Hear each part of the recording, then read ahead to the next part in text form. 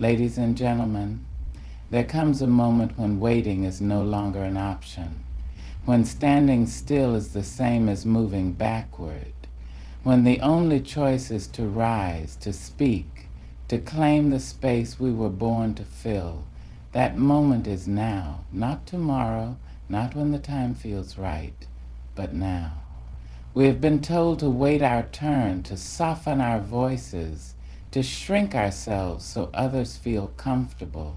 But greatness was never meant to be small. Courage was never meant to be silent. And dignity was never meant to be begged for.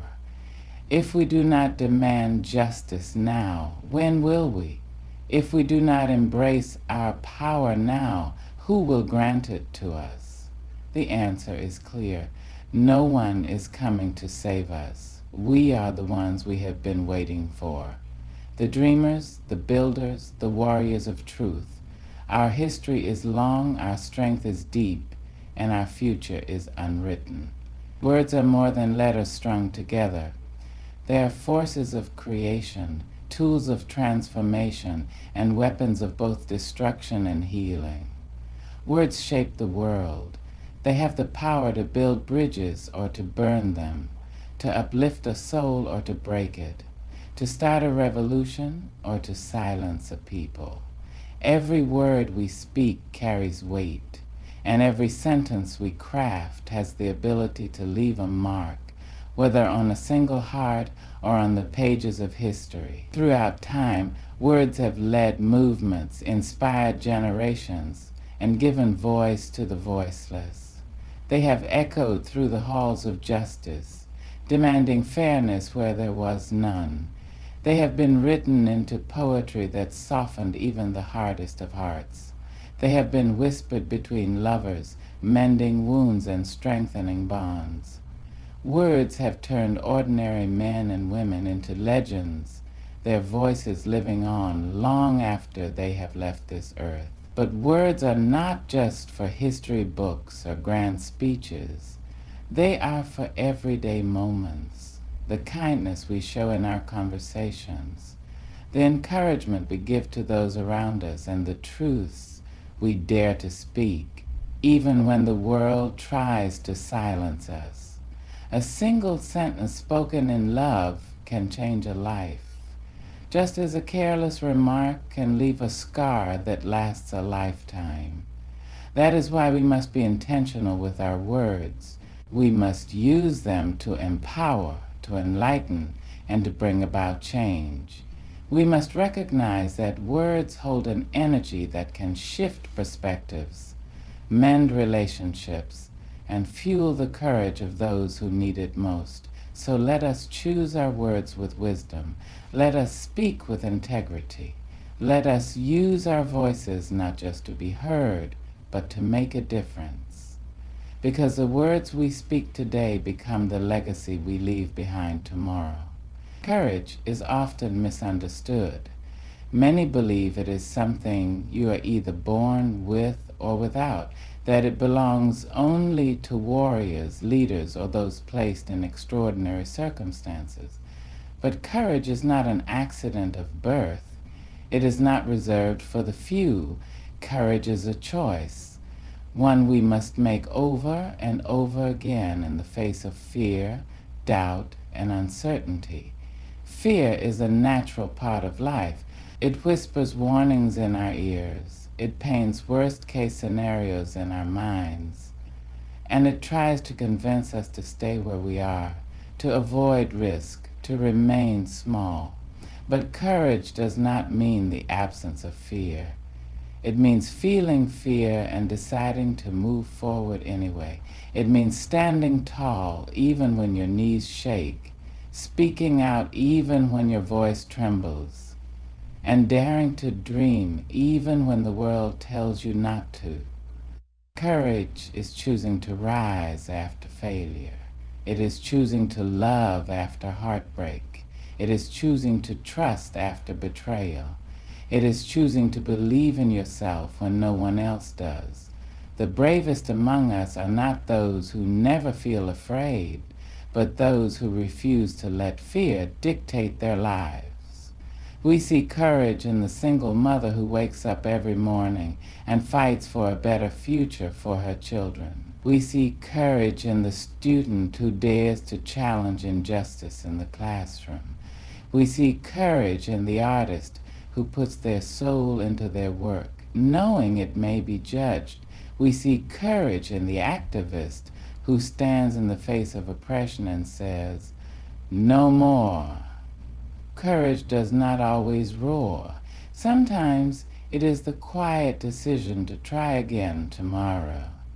Sometimes it is the choice to forgive. Sometimes it is the act of simply showing up. And in the end, courage is what shapes our lives. It is the bridge between who we are and who we are meant to be. It is the force that turns dreams into reality, silence into action, and fear into power. So when fear knocks at your door, remember that you have a choice. You can let it in, or you can stand firm and say, "Not today." You can choose courage, and when you do, you will find that you are stronger than you ever imagined. Life does not promise ease. It does not promise smooth roads or gentle winds. There will be storms, some expected, some sudden, some so fierce they threaten to break us. But in these moments when the weight of hardship presses down upon us, we are faced with a choice: to surrender to the struggle or to rise in resilience. Resilience is not just surviving the storm. It is learning to dance in the rain. It is the ability to endure hardship and still find the strength to move forward. It is the refusal to let circumstances define us, the determination to turn pain into power, and the wisdom to know that every challenge carries a lesson. History is filled with stories of resilience. We have seen entire communities rise from ashes. We have witnessed individuals who were counted out come back stronger than ever. And in our own lives, we have faced moments where we thought we could not go on, yet here we are, still standing, still fighting, still believing in tomorrow. Adversity will come in many forms. It may arrive as loss, failure, heartbreak, rejection, or injustice. It may take from us things we thought we could not live without, but resilience teaches us that we are more than our pain, that we are more than our failures, that we are more than the struggles we have faced. Resilience does not mean we do not feel pain. It does not mean we are immune to sadness or fear. It means we do not let those emotions consume us. It means that even in our weakest moments, there is a voice inside us whispering, "Keep going," and we listen. True resilience is found in the mother who works tirelessly to provide for her children despite overwhelming obstacles. It is found in the student who refuses to let failure define their future. It is found in the leader who continues to fight for justice even when the world seems unwilling to change. It is found in you. In every moment you choose to stand up, to try again, to believe in yourself, even when everything around you tries to shake your faith. Resilience is not about how many times you fall. It is about how many times you rise. It is about holding on to hope even when the night is long. It is about knowing that no matter what happens, you have within you the strength to endure, to overcome, and to build something greater than what was lost. So when life tests you, do not be afraid. You were made for this. You were built to withstand the storm. And when the winds have settled and the dust is cleared, you will still be standing stronger, wiser, and more unshakable than ever before. The world is a magnificent tapestry, woven together with the threads of different cultures, languages, traditions, and experiences. No two threads are exactly alike, yet each one is essential to the beauty of the whole. Diversity is not just something to be tolerated, it is something to be celebrated. It is what makes life vibrant, meaningful and endlessly rich. Look around and you will see diversity in every corner of existence. It is in the colors of the flowers that bloom in the fields, in the variety of foods that nourish us, in the different rhythms of music that make us dance. Nature itself teaches us that there is strength in difference.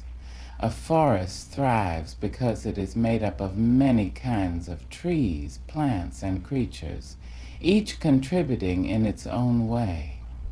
Likewise, humanity thrives when we embrace the differences that make us unique. Diversity is not just about race or ethnicity. It is about perspectives, ideas, experiences, and ways of thinking. It is about the different roads we have traveled, the struggles we have faced, and the lessons we have learned along the way. When we listen to one another, when we truly open our hearts and minds to different viewpoints, we grow stronger together. But the beauty of diversity is not just in what we see, it is in what we learn from one another. Every person carries a story, a history, a truth that is worth hearing. The wisdom of elders, the creativity of the young, the traditions passed down from generation to generation. All of these are gifts that enrich the world.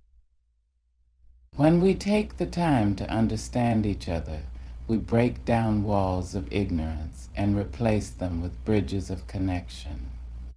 Diversity is not a weakness, it is a source of power. The greatest innovations, the most profound movements, and the strongest societies have been built on the foundation of diverse minds coming together.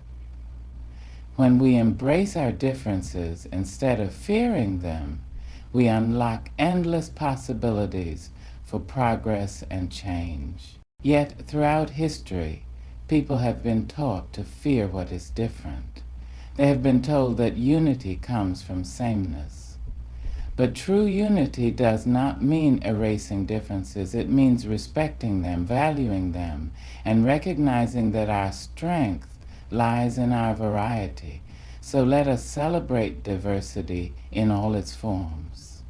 Let us learn from one another, uplift one another, and appreciate the beauty that exists in every culture, every language, every person. Let us not merely tolerate differences, but embrace them as the very essence of what makes life extraordinary.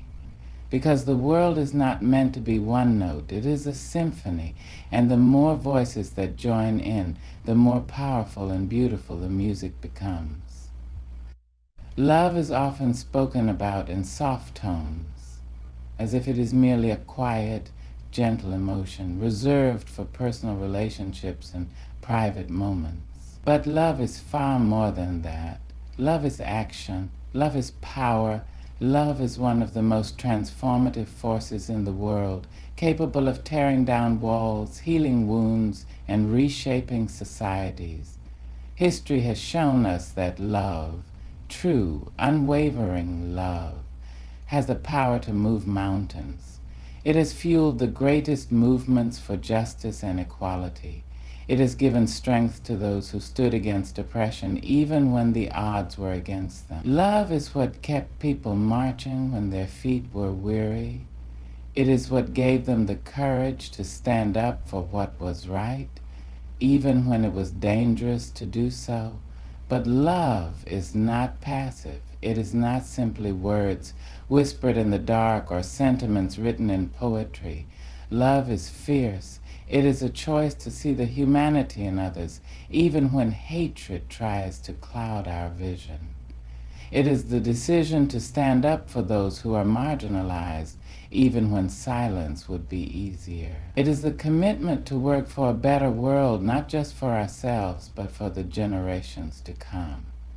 Love demands action. It demands that we reject indifference, that we refuse to accept suffering as inevitable, and that we push against the forces of division and hatred with all our might. Love does not allow us to sit idly by when we see injustice. It calls us to reach out, to help, to fight for change, even when the struggle is long and difficult. We often think of love as something that belongs in the home, in friendships, in families. And while love does exist in those spaces, it is also a force that can shape entire communities and nations. Imagine a world where love, not greed or fear, guided our decisions, where policies were built on care and compassion rather than power and profit, where people saw each other not as enemies, but as fellow human beings worthy of dignity and respect. This kind of world is not impossible. It begins with us. It begins with the way we treat each other, the way we listen, the way we show up for one another in times of need. Love is not always easy. It requires patience, understanding, and sometimes even sacrifice. But love is the one force strong enough to break cycles of hatred and oppression. Let us remember that love is not weakness.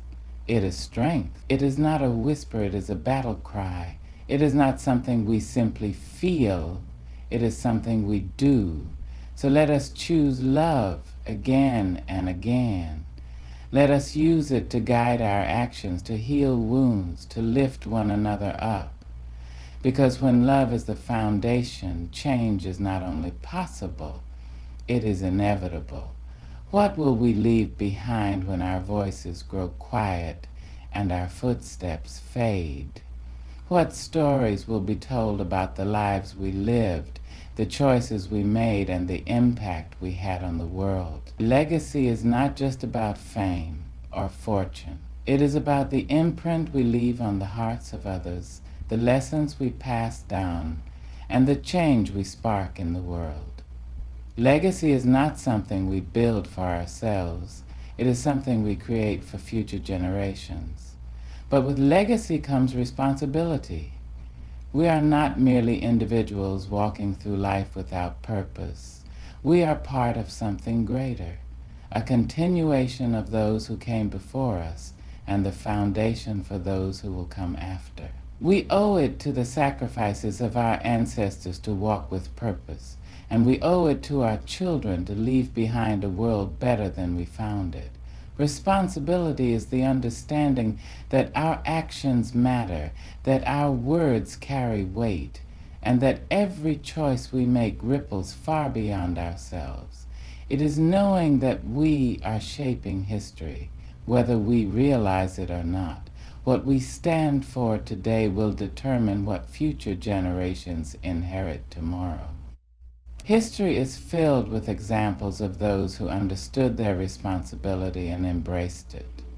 The greatest leaders, thinkers, and change makers did not simply live for themselves. They lived for the people, for justice, for the possibility of a brighter tomorrow. They planted trees whose shade they knew they might never sit under. But they understood that true legacy is not about immediate rewards. It is about ensuring that progress continues long after they are gone. But legacy is not reserved for the famous or the powerful. Every person has the ability to shape the future through their actions, no matter how small. A teacher who instills confidence in a child, a parent who raises their children with kindness and wisdom, a neighbor who extends a helping hand. These too are legacies. Every act of goodness, every lesson shared, every moment of love and guidance creates a ripple effect that can reach far beyond what we can see. Yet, too often people shy away from responsibility. They believe that change is someone else's job, that their voice does not matter, that their efforts are too small to make a difference. But this is not true. Every great movement began with a single step. Every transformation began with one person daring to take responsibility for the world around them. So we must ask ourselves, what kind of legacy are we building? Are we standing up for what is right? Are we lifting others as we climb? Are we leaving behind love, wisdom, and justice? Or are we leaving behind regret and missed opportunities? The time to shape our legacy is not in some distant future, it is now. The responsibility is ours, the power is ours, the moment is ours. Let us live in such a way that when our names are spoken long after we are gone, they are spoken with gratitude. Let us work so that the world we leave behind is brighter, fairer, and more full of love than the one we were born into, because that is the true measure of a life well lived. We have spoken of the power of words, the courage to stand, the resilience to rise, the beauty of diversity, the force of love, and the responsibility of legacy. These are not just ideas. They are calls to action. They are reminders that the world does not change on its own. It changes because people like you and me decide that it must. The time for hesitation is over. The time for waiting has passed. The time for action is now. If we do not use our words to inspire, who will? If we do not choose courage, who will stand in our place? If we do not rise after hardship, who will carry the fight forward? If we do not embrace our differences, who will build a world where everyone belongs? If we do not love fiercely, who will drive out the hatred that lingers? And if we do not take responsibility for the future, who will shape it? Each of us has a role to play, each of us has a light to shine, and each of us has a choice to sit in silence or to stand in power. So let this be the moment we decide once and for all to speak, to rise, to love, to build. Let this be the moment we declare with unwavering voices that we will not be passive witnesses to history. We will be its authors. We will be its architects. We will be the ones who make change real, because the future is not written in stone, it is written in our actions. And the time to act is now. Thank you. Good evening. Life is not measured by the wealth we gather or the titles we hold, but by the love we give and receive. The relationships we nurture become the foundation of our joy, our peace, and our strength. To love deeply is to risk, to open ourselves to both joy and sorrow. But if we are to live fully, we must take that risk. Love is not just a word, it is action. It is showing up, listening, holding space for others, and offering kindness even when it is not deserved. Our world is one, and our world is not for the space of love. It is for our world is one, and our world is not for the space of love. It is for our world is one, and our world is not for the space of love. It is for our world is one, and our world is not for the space of love. It is for our world is one, and our world is not for the space of love.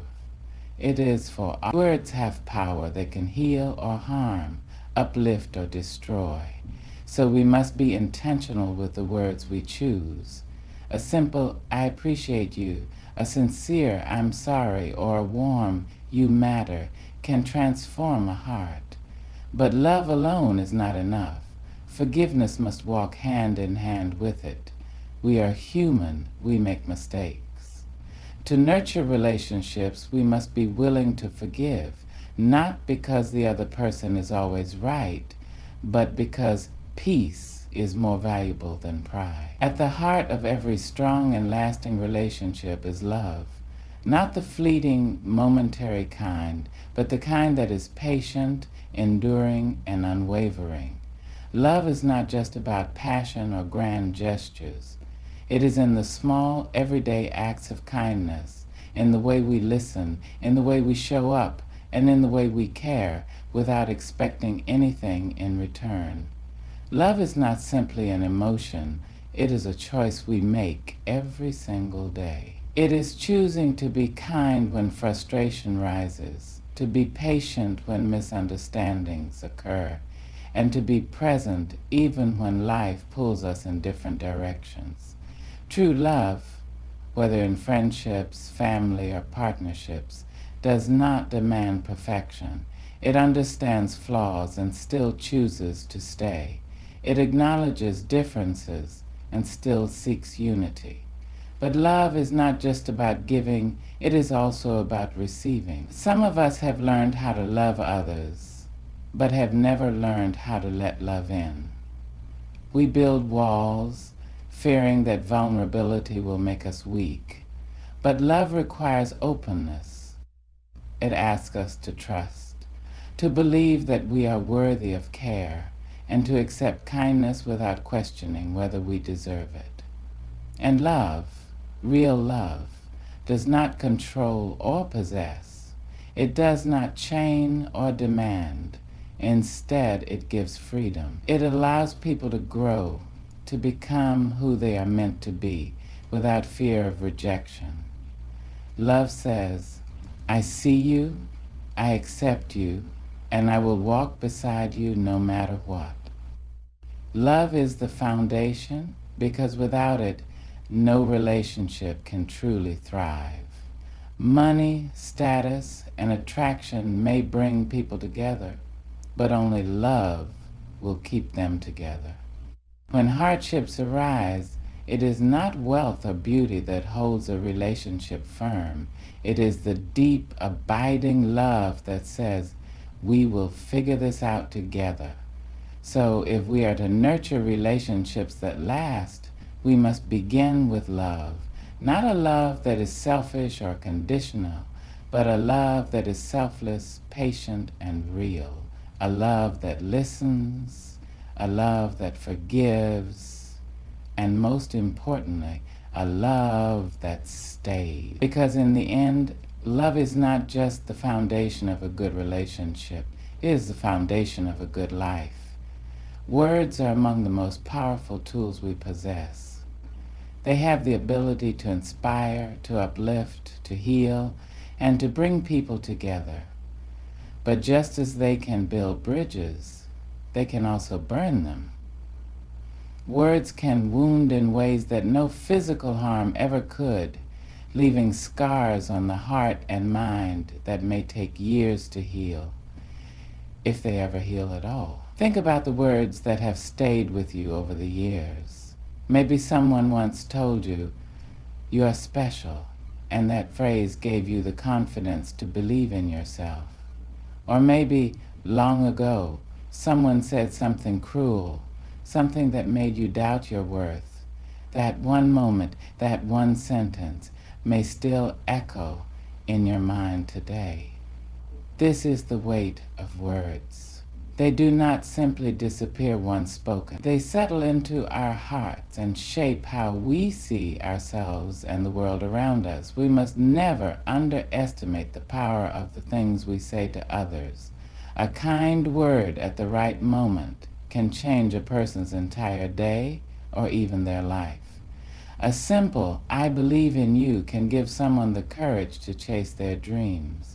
A heartfelt, I'm proud of you, can heal wounds of insecurity that someone has carried for years. And an honest I love you can be the reminder someone desperately needs that they are not alone. But just as words can build up, they can also tear down. Harsh words spoken in anger can linger far longer than the moment they were said. A single insult, even if unintentional, can plant a seed of self-doubt that grows over time. And sometimes the words we fail to say, the apologies left unspoken, the encouragement withheld, the love never expressed, can do just as much damage. This is why we must speak with intention. We must ask ourselves, are my words bringing light or darkness? Are they lifting someone up or pulling them down? Because words, once released into the world, cannot be taken back. They have a life of their own, carrying weight and meaning beyond what we may have intended. And yet, one of the greatest gifts of language is its ability to mend what has been broken. A genuine apology has the power to restore relationships. Honest conversations can clear years of misunderstanding. Words of appreciation can rekindle connections that seemed lost. So let us choose our words wisely. Let us speak with kindness, with honesty, and with love. Let us remember that what we say today can echo into someone's future, shaping not only their life, but also our own. Because in the end, the words we choose do not just define others, they define us. In a world that moves at the speed of light, where distractions are endless and time always seems to slip through our fingers, the most valuable gift we can give to someone is our presence. Not just being physically present, but truly showing up, mind, heart, and soul. Showing up matters because it is the foundation of trust. It is the difference between an empty promise and a meaningful relationship. It tells someone, you are important to me. Your happiness, your struggles, your moments of joy and sorrow, they matter to me. When we show up for the people we love, we are telling them that they are seen, they are valued, and they are not alone. Think about the moments in your life when you needed someone the most. Maybe it was during a difficult time, when grief weighed heavily on your heart, when fear whispered doubts into your mind, or when you felt lost and unsure of your next step. And in that moment, someone was there. They may not have had all the answers. They may not have been able to fix what was broken. But they showed up, and that alone made all the difference. Because showing up is not about having the perfect words to say. It is not about fixing problems or offering grand gestures. Sometimes it is simply sitting in silence with a friend who is hurting. Sometimes it is answering the phone late at night when someone just needs to hear a familiar voice. Sometimes it is remembering the little things, checking in, asking how someone's day was, or showing up at their doorstep when they least expect it but need it the most. Too often, we assume that the people we love know how much we care. We think, of course they know I love them. Of course they know I support them. But love is not just a feeling. It is an action. It must be expressed, reinforced, and nurtured. A love that is never shown is a love that is easily forgotten. And showing up is not just about grand moments. It is about consistency. It is not enough to be present only for the celebrations, the birthdays, the weddings, the moments of success. True connection is built in the everyday moments, in the simple act of being there even when there is no occasion. Because real love, real friendship, real family is not measured by convenience. It is measured by commitment. We live in a time when it is easy to send a quick text, to comment on a post, or to assume that digital interactions are enough. But nothing replaces the power of a real in-person connection. A hug, a shared meal, a face-to-face conversation. These are the moments that truly strengthen relationships. So let us not take our loved ones for granted. Let us not assume that tomorrow will always be there. Life is unpredictable, and the time we have with the people we love is never guaranteed. When we show up today, we are creating memories, strengthening bonds, and leaving a legacy of love that will outlast us. Because in the end, relationships are not built on words alone. They are built on presence, on being there in the good times and the bad, on making the choice every single day to show up, to care, and to love. No relationship can thrive without forgiveness and understanding.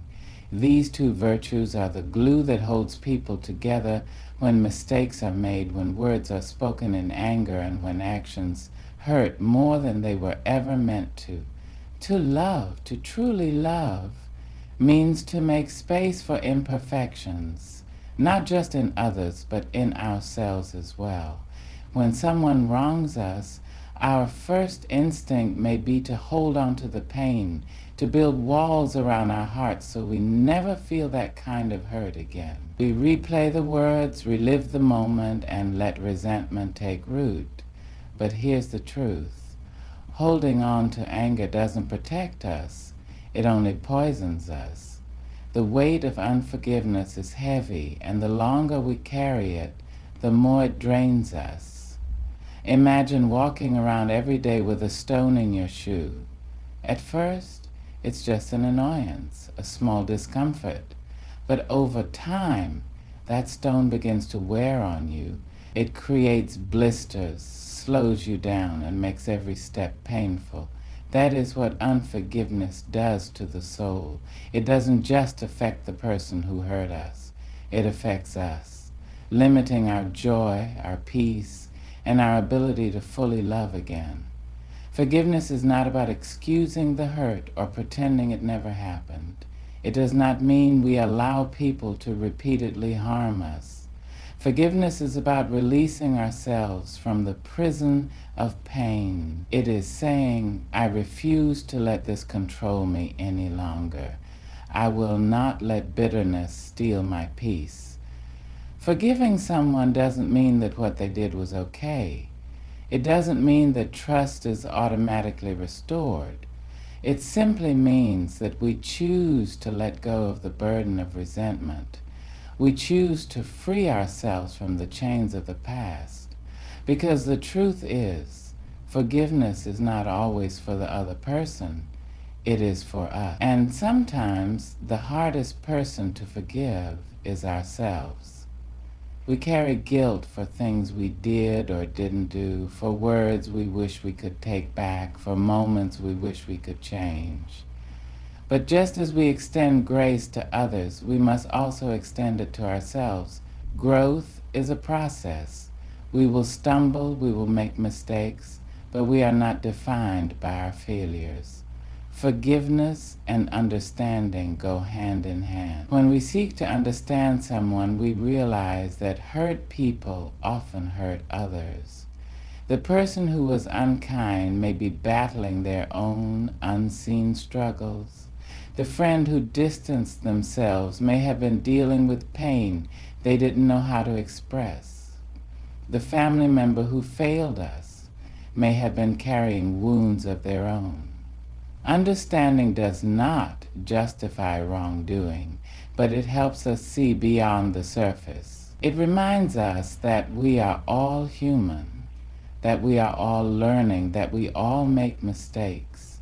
It helps us replace judgment with compassion. There is incredible strength in choosing grace over grudge. It doesn't mean that we tolerate toxic behavior, but it does mean that we release the need for revenge, for anger, for carrying a burden that was never ours to bear. Healing begins with a choice to forgive, even when it's hard, a choice to understand, even when it's easier to walk away, a choice to let love be greater than pride, because in the end, forgiveness is not about weakness. It is the highest form of strength. And understanding, it is the bridge that keeps hearts connected, even when everything else tries to pull them apart. Healthy relationships are not one-sided. They thrive on reciprocity and balance. Whether in friendships, family, or romantic partnerships, mutual effort, respect, and care are essential. A relationship where one person is always giving while the other only takes is not a relationship, it is a burden. True connection is built on the steady exchange of love, support, and understanding. Every meaningful relationship requires both giving and receiving. Love cannot flow in just one direction. It must be a cycle, a continuous exchange of kindness, respect, and appreciation. When one person constantly pours their time, energy, and affection into another without receiving the same in return, exhaustion and resentment follow. Think of a garden. If one person is always watering the plants, pulling the weeds, and tending to the soil while the other enjoys the beauty but never contributes, eventually the gardener will grow tired. The garden will suffer because care must come from both sides. The same is true for relationships. When one person carries all the weight, it eventually weakens the bond. Reciprocity is not about keeping score. It is not about counting every favor or demanding equal payback for every act of kindness. It is about the natural rhythm of relationships, where both people contribute because they genuinely care. Some days one person may need more support, and the key is balance. Not perfect equality, but a flow that allows both people to feel valued and appreciated. Sometimes we find ourselves in relationships that feel draining. We give and give, yet feel unseen, unheard, or unappreciated. This can happen in friendships where one person only reaches out when they need something. It can happen in families where one person is expected to shoulder all responsibilities. It can happen in romantic relationships where one partner invests all their effort while the other remains distant. Recognizing imbalance is the first step toward restoring harmony. Ask yourself, am I the only one reaching out, making plans, or putting in the effort? Do I feel valued and appreciated, or do I feel taken for granted? Is there a pattern of one person always giving and the other always receiving? When relationships lack reciprocity, they become draining rather than fulfilling. Addressing this imbalance requires honest conversations. Sometimes people are unaware that they are not contributing enough, and bringing it to their attention can help restore balance. Other times we must accept that some people are not willing or capable of giving back, and we must decide whether the relationship is worth maintaining. A truly balanced relationship brings joy because it allows both people to give freely and receive without guilt. Some people struggle to receive love and support because they feel they must always be the strong one, the provider, the fixer. But allowing others to give is just as important as giving ourselves. Receiving is not a sign of weakness. It is an acknowledgement that we are human. We all need support, encouragement, and care. Just as we feel good when we do something kind for others, we must also allow them the joy of doing the same for us. Accepting love and help is an act of trust and a reminder that we do not have to carry everything alone. Balance in relationships is not something that happens automatically. It must be nurtured. It requires ongoing communication, self-awareness, and mutual effort. So here are a few ways to maintain balance. When reciprocity and balance exist in a relationship, both people feel safe, valued, and connected. There is no fear of being used, no resentment from overgiving, and no exhaustion from carrying the relationship alone. Instead, there is joy in knowing that you are in a bond where love, respect, and effort flow in both directions. In the end, relationships are at their best when they're partnerships, when both people are willing to give, receive, and nurture the connection together. Because love, in its truest form, is not just about what we offer to others. It is about what we create together. In the end, when all is said and done, what do we truly leave behind? Not wealth, not titles, not material possessions. What remains long after we are gone is the impact we have had on the lives of others. The relationships we nurture, the love we give, the kindness we show, these form the threads of our legacy. Life moves fast. People come and go. Moments pass in an instant, and time never stops to wait for us. But what endures, what lingers in the hearts of those we have touched, is the way we made them feel, the way we showed up when they needed us, the way we spoke life into them when they doubted themselves, the way we stood beside them in moments of joy and sorrow. Think about the people who have left a lasting impact on your life. Maybe it was a teacher who believed in you when no one else did, a friend who stood by you when you felt alone, a grandparent whose wisdom still guides you even though they are no longer here.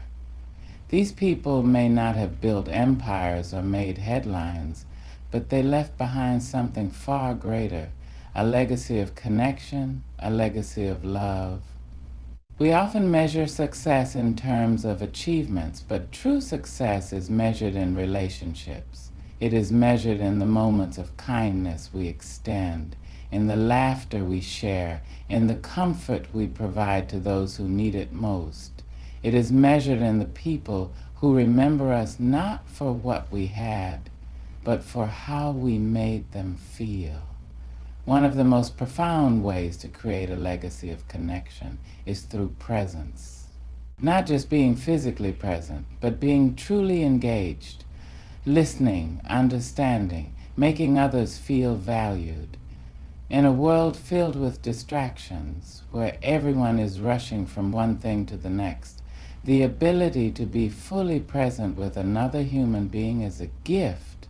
When we put down our phones, when we look someone in the eye and truly listen, when we make time for meaningful conversations, we are building something lasting. We are saying, you matter.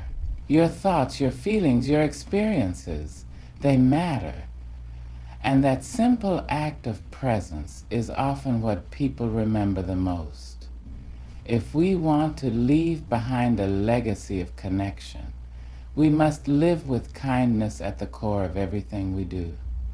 Small acts of kindness may seem insignificant in the moment, but they have the power to ripple through time in ways we cannot imagine. A kind word spoken at the right moment can change someone's entire outlook on life.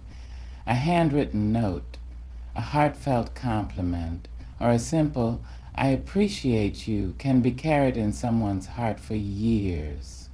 Choosing to extend grace rather than judgment, choosing to uplift rather than tear down. These are the moments that define our legacy. Because long after people forget the specifics of what we said or did, they will remember how we made them feel. A true legacy of connection is not about the number of people we know, but about the depth of the relationships we cultivate. It is about choosing quality over quantity, depth over superficiality. Make time for the people who matter. Do not assume they will always be there. Show up, check in, be present. Speak your love out loud. Do not wait until it is too late to tell people how much they mean to you. Resolve conflicts with love. Life is too short to hold grudges. Forgive, understand, and seek peace. Celebrate others. Be the person who cheers the loudest for the success and happiness of those around you. Relationships require effort, but the love and connection we cultivate are what make life truly meaningful. The most beautiful thing about connection is that it does not stop with us. When we love, when we nurture relationships, when we show kindness, we create a ripple effect. The kindness we show to one person inspires them to show kindness to another. The love we give today can be carried forward for generations. Imagine a world where every person made it their mission to leave behind a legacy of love and connection. A world where every conversation was filled with kindness, where people lifted each other up instead of tearing each other down, where no one felt unseen or unheard. It starts with us, with the choices we make every day, with the love we give freely, with the connections we nurture. When our time on this earth comes to an end, we will not be remembered for how much money we made or the things we owned. We will be remembered for the way we made people feel, for the love we shared, for the connections we built. Let us live each day with that in mind. Let us choose love, choose kindness, choose to nurture the relationships that truly matter. Because in the end, our legacy is not written in stone. It is written in the hearts of those we have touched. At the heart of every meaningful relationship lies love, trust, forgiveness, reciprocity, and the willingness to show up. Relationships are not built in a day. They are nurtured over time through words, actions, and unwavering presence. They require patience, effort, and above all, a deep understanding that human connection is one of life's most precious gifts. We must remember that love is not just about feelings. It is about actions.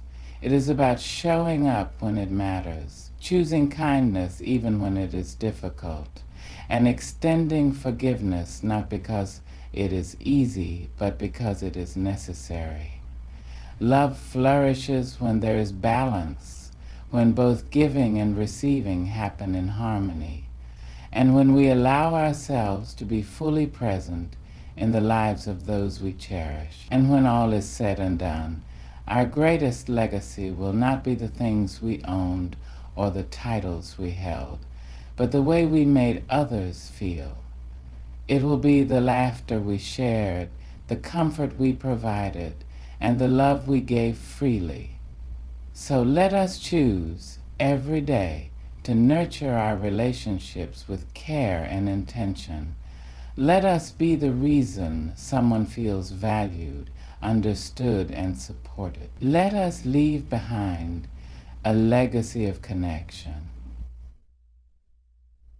one that will live on in the hearts of those we touch, long after we are gone. My dear friends, oh child, lean in close and hear me now, because what I'm about to say might just be the thing you needed all along.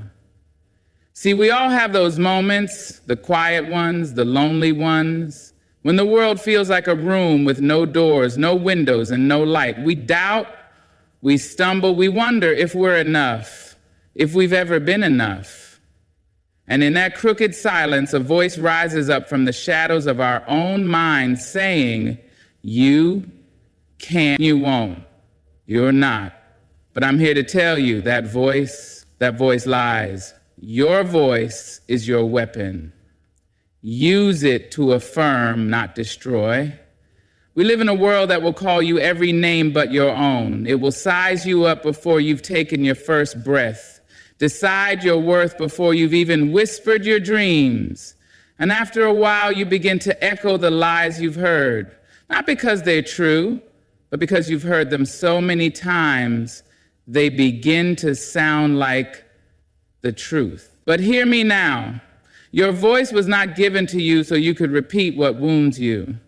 It was given to you to rise, to speak, to shift the very air around you with your truth. There's a rhythm to self-doubt. It creeps in slow, like a fog rolling through a quiet town. It wraps around your spirit and makes you feel like shrinking is the only safe way to exist. And when you believe that lie, even your own voice begins to betray you. You whisper, I can't. You mutter, I'm not ready. You say it so softly, but with so much belief that even your dreams start to fold themselves up and sit quietly in the corner, waiting for permission that you'll never give. But there's a shift that happens when you decide that your voice is a tool, not a trap. When you catch the thought that says, I'm not enough, and you say out loud, I am more than enough. When you hear the echo of you'll never make it and you answer boldly, watch me, that is the beginning of freedom. That's when you turn your voice into your ally, your shield, your sword. It's not about lying to yourself. No, it's about remembering the truth that fear tried to make you forget. It's about unlearning every whisper that told you to play small, because you weren't made to be invisible. You weren't made to blend in or bow down. You were made to speak, to breathe life into your own story, to use your voice as a tool of construction, not destruction. And let me be plain, this hack is not flashy. It's not loud, not glamorous. It's slow, it's steady. It's standing in front of a mirror when you feel like breaking and saying, I am here, I am worthy, I belong, even when your voice shakes, especially when your voice shakes. The more you speak life over yourself, the more you create a space inside where self-doubt cannot live. It's like turning on a light in a dark room. The darkness doesn't argue, it just disappears. That's what your affirming voice does. It shifts the whole atmosphere of your mind, little by little, until doubt has no ground to stand on. And you don't have to wait for the perfect moment. Well, you don't have to wait until you feel brave. That moment won't come unless you make it come. Say it trembling, say it tired, say it unsure, but say it. Say, I am becoming. Say, I don't need to have it all figured out to keep going. Say, I am worthy of the journey, because the truth is, when you consistently affirm who you are, you begin to believe it. And belief, child, belief is the seed of everything. It's where strength grows. It's where courage stretches out and makes a home. And one day you'll realize that the voice that used to hurt you now holds you. The voice that once doubted you now dares for you. This hack, this quiet revolution, it lives in your everyday choices, in the words you speak when no one's watching, in the names you call yourself when the room is silent. So ask yourself, am I building myself up or breaking myself down with the sound of my own voice? Let the answer be this: I am choosing to build. I am choosing to speak love, to speak truth, to speak light, and in that choice, I break self-doubt over and over again. Self-doubt can't survive where self-truth is loudly spoken. You see, self-doubt thrives in silence. It grows in the places where you don't speak up for yourself, where you let the noise of the world drown out the sound of your own knowing. But when you speak your truth, clearly, boldly, and without apology, self-doubt begins to lose its grip. It doesn't know how to live in a place that's filled with truth, real truth, the kind you don't need permission to own. And this truth of yours, it isn't always perfect, it isn't always pretty, but it is yours. That's what makes it powerful, that's what makes it bulletproof. You've got to understand that self-doubt doesn't come from nowhere. It's built brick by brick from every time you were told you were too much or not enough, from every time you were made to believe your voice didn't matter, from every moment you felt like shrinking when your spirit was aching to stretch. And if you let it, that doubt will make a home in your head and convince you it belongs there. But here's the shift. Here's the break. The one hack that changes the game. You speak the truth about who you are out loud with your whole chest, even when your knees are shaking. You say, I am not the names they gave me. I am not the failures I've faced. I am not the voice that tells me I can't. You say, I am here. I am real. I am rising. Because truth doesn't need to be loud to be strong. It needs to be spoken. Whisper it if you must. Shout it when you're ready, but say it. Say the truth of who you are and who you're becoming. And every time you do, self-doubt gets pushed a little further back. Every time you do, you reclaim a piece of yourself that was almost forgotten. Let me tell you, there is nothing more dangerous to doubt than a person who knows themselves. A person who stands in the mirror, not looking for flaws, but finding fire. A person who doesn't just hope they're worthy, they know it deep down in their bones. And that knowing doesn't come from the outside, it comes from within. It comes from truth. And truth, once spoken, becomes your shield. So many of us walk through life like we're waiting for permission, waiting for someone to tell us we can try, we can dream, we can be. But what if I told you that the permission slip you're waiting for is already written in your voice, in your truth, in your soul? All you have to do is sign it. All you have to do is say, yes, I am allowed to be proud of myself. I am allowed to take up space. I am allowed to shine. You've got to drown out the noise of doubt with the sound of truth. Your truth, not the filtered version, not the watered down one, the raw, radiant, real version of you, the one that's been waiting to be heard. Because once you start speaking that version of you into existence, self-doubt doesn't stand a chance. And this is not a one-time thing. It's not a magic word you say once and everything changes. No, it's daily. It's moment by moment. It's choosing to speak life into yourself even when you don't feel like it, especially when you don't feel like it. Because that's when it matters most. That's when the battle is won. So speak up. Say the things you wish someone had told you. Say the things you need to hear. Speak to your reflection like she's worthy because she is. Speak to your dreams like they matter because they do. Speak your truth like it's the only thing keeping you afloat because some days it just might be. And remember this, your truth is not fragile. It doesn't break when someone questions it. It doesn't disappear when someone denies it. It stands, and when you speak it out loud, self-doubt cannot stay because truth is a flame, and once it's lit, it burns every lie to ash. You become what you consistently declare over your life. That's the secret nobody teaches you in school. That's the quiet wisdom passed down, not in textbooks, but in moments of pain, of clarity, of rising. Because every word you speak carries a weight. Every sentence you whisper to yourself about your worth, your strength, your place in this world becomes a thread in the fabric of your becoming. You see, doubt doesn't need evidence. It just needs repetition. You tell yourself you're not ready once, fine. But tell yourself every day, and suddenly it becomes your truth. Tell yourself you're not good enough, not strong enough, not worthy enough, and your spirit starts to bend around those lies like roots growing around stones. What you speak becomes what you believe, and what you believe becomes how you move. But here's the beauty in that truth. It works both ways. Just as doubt grows through repetition, so does power, so does courage. So does belief. That's the hack. That's the one move that breaks the back of self-doubt, choosing over and over again to declare what is true, even before you feel it, even before you fully believe it. Especially then. Every day you wake up and you have a choice. Will your words build you or break you? Will they lift or limit? Will they reflect the wounds of your past or the vision of your future? Speak fear and fear grows. Speak strength and you will feel it rise. Speak love over your own name and you will start to carry yourself like someone who is already enough.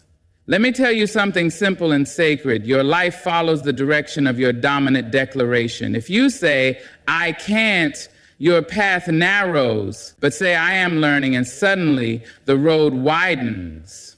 If you say, this is just who I am, you lock yourself in. But say, I am becoming, and you give yourself permission to grow.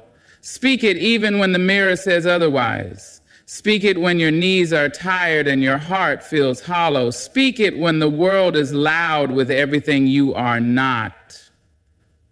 That's exactly when it counts most. That's when the roots go deepest. Because here's the truth the world won't always tell you. You are allowed to speak things into existence, not because words are magic, but because you are. Your voice carries the power to shape the way you see yourself, and the way you see yourself shapes the way you live. It's not pretending. It's not fake. It's planting seeds. Say it with me. I am worthy. Say it again. I am enough. Now keep saying it day after day, because the version of you that blooms from those words, that version changes everything. She walks into rooms with her chin a little higher. She doesn't apologize for her existence. She's not desperate to prove herself because she already knows herself. And this isn't a one-day shift. It's a lifetime practice, a sacred rhythm. You catch the lie, you speak the truth. You hear the doubt, you answer with affirmation. And each time you do, you are writing the story of your life in your own words. So ask yourself, what have I been declaring over my life without even noticing? And then rewrite it. Edit the script. Speak not as who you've been told to be, but as who you know you are. Because the story you tell yourself the most is the one that sticks. Let it be one worth becoming. Silence the inner critic by becoming your loudest cheerleader. That voice in your head, the one that shows up when you're on the edge of something new, something bold, something a little too big for the old version of you. It never stays quiet for long. It comes dressed in reason and logic and every old scar you've ever collected. It says, you're not ready. Who do you think you are? Someone like you can't do something like this. And it says it in your own voice, so it feels like truth. But that voice isn't your truth. That voice is your history. The mistake too many of us make is thinking we have to wait for the inner critic to disappear before we move. But child, that voice might never leave. What you can do, what you must do, is make sure it's not the only voice you hear. You must raise another voice, a louder one, a stronger one that stands on your behalf, even when your knees are trembling and your heart is unsure. That voice, that's your cheerleader. That's the part of you that remembers who you really are. The part that doesn't care about perfection, just progress. The part that knows you've already come too far to turn back now. And she doesn't whisper, she declares. She reminds you of what you've survived. She tells you that failure isn't final and fear doesn't get to write the ending. She says, get up, try again. You've got more in you than you know. But here's the thing. You have to choose her. You have to give her the mic. Because if you don't, the inner critic will run the whole show. That critic will have you second-guessing your own light, shrinking in rooms you were meant to stand tall in, biting your tongue when your truth was meant to be spoken, and you'll walk through life thinking you're not enough, not because it's true, but because that's the loudest voice you've allowed yourself to hear. So be loud, be bold, be unshakable in your belief, even if it wavers sometimes underneath. Speak up for yourself when no one else will. Cheer for your small wins like they're championships. Celebrate the fact that you're still here, still trying, still growing. That's not nothing, that's everything. This isn't about arrogance. It's about reclaiming. It's about no longer waiting for the world to clap for you before you clap for yourself. It's about becoming the kind of person who knows how to pour love into their own name, who wakes up and says, hey, I'm proud of you for showing up today, who whispers, it's okay to stumble, just don't forget how to rise. The inner critic will always point to what you lack. Your cheerleader will point to how far you've come. The critic will demand perfection. The cheerleader will celebrate your progress. And when you let that cheerleader speak louder, when you let her fill the silence with grace and grit and truth, self-doubt begins to starve. It shrinks. It gets smaller and smaller until it can't run the show anymore. You become stronger not by silencing every doubt, but by choosing which voice gets your attention. And when you become your own cheerleader, you build a kind of strength that no one can take from you. Not the world, not your past, not even that critic that still tries to speak up every now and then. So the next time that old voice tries to creep in, when it tells you you're not enough, not ready, not worthy, you let your cheerleader answer. You let her say, actually, I am. Actually, I've come too far to believe that now. Actually, I'm still becoming, and that's more than enough. And with every word you speak in your own favor, you step further and further into the version of yourself that was always waiting. You just had to cheer her in. Power lies not in perfection, but in the persistence of belief. So many of us waste time trying to perfect every step, every move, every word, thinking if we just get it right enough, we'll finally feel ready. We'll finally stop doubting ourselves. But the truth is, that kind of perfection never comes. That perfect moment, that flawless version of you, it's a myth, a trap, a delay wrapped in gold. And while you're sitting there trying to polish every edge of who you are, life is moving, time is passing, and your dreams are getting cold from waiting. Self-doubt loves perfection because perfection is impossible and doubt thrives on the impossible. But belief, steady, imperfect, stubborn belief, breaks that cycle wide open. When you believe in yourself, not just on the good days, but especially on the broken ones, you begin to tap into a power that doesn't care about flawless execution. It only cares that you showed up. And showing up isn't easy, especially when you've been told either out loud or in silence that you're not enough. When the world has measured you with crooked rulers and expected you to fit into frames that were never meant for you, but still you rise. Still you dare. Still you believe. That's the kind of persistence I'm talking about. That quiet fire that says, I may not be there yet, but I'm not leaving the road. We're not here to be perfect. We're here to continue. We're here to keep breathing through the doubts, to keep trying through the fear, to keep walking even when our knees feel like glass.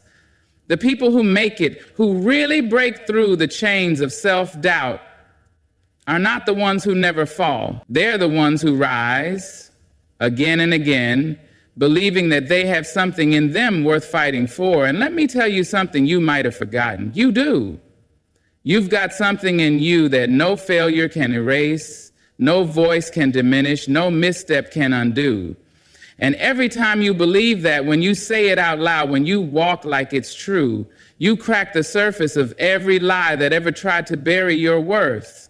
Belief doesn't mean you won't doubt. It means you won't let the doubt be the final word. It means that when the voice in your head says, you can't, you say, watch me try. When it says, you're not ready, you say, I'll learn on the way. When it says, you're not enough, you say, I am more than you'll ever understand. That kind of belief, rooted, lived in, and relentless, is more powerful than any moment of perfection could ever be. Because perfection is a single point in time.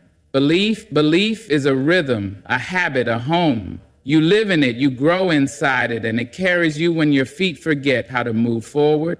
Persistence doesn't look glamorous. It's waking up tired and still showing up. It's being scared and still speaking up. It's failing yesterday and trying again today. It's looking in the mirror and seeing every flaw and still saying, but I'm worthy anyway. That's the real power. Not the clean, polished, filtered version of you, but the raw, real, tried and tested you who refuses to quit. The world needs that version of you, not the one that never messes up, but the one who keeps coming back, keeps learning, keeps loving herself through it all. Because that's how self-doubt is broken. Not through grand gestures or perfect plans, but through consistent, persistent, everyday belief.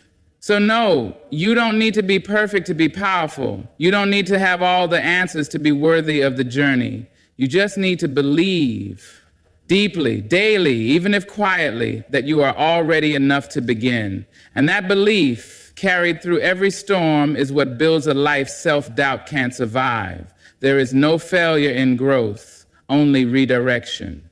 We are taught from such a young age to fear failure, to treat it like a stamp of shame, like a signal that we weren't good enough, smart enough, worthy enough. But failure is not the enemy. The true enemy is the meaning we attach to it, the story we spin in our heads that says, this didn't work out, so I must not be good enough. And self-doubt, it feeds off that narrative like fire to dry wood. But let me ask you this. What if failure wasn't a wall, but a sign? What if it wasn't a punishment, but a pivot? Because that's what it truly is. Every time something doesn't go the way you planned, you're not being rejected, you're being redirected, pushed, gently or not, toward a version of yourself you hadn't considered yet. Growth doesn't happen in perfection. Growth happens in the detour, in the stretch, in the surrender. You don't grow because you always get it right. You grow because you keep going even when you get it wrong. You learn, you adapt, you rise, not in spite of the fall, but because of it. And the people who overcome deep self-doubt are the ones who stop seeing failure as proof that they should quit. They see it as proof that they're trying, proof that they're moving, proof that they're alive in the process. There is wisdom in what didn't work. There is clarity in the closed door, but only if you choose to look at it differently. You don't stand in front of a locked gate forever. You step back, you take a breath, you find another way in. That's growth. That's resilience. That's you refusing to accept defeat as your identity. Because here's the thing, you were never meant to do this perfectly. You were never expected to take the straight path. You were allowed to learn the hard way. You are allowed to take the scenic route. You are allowed to stumble, to cry, to question everything, and still become everything you were made to be. It's not about pretending the failure doesn't hurt. Of course it does. Of course you're allowed to feel the disappointment, the frustration, the heaviness. But you don't unpack and live there. You don't build a home in the pain.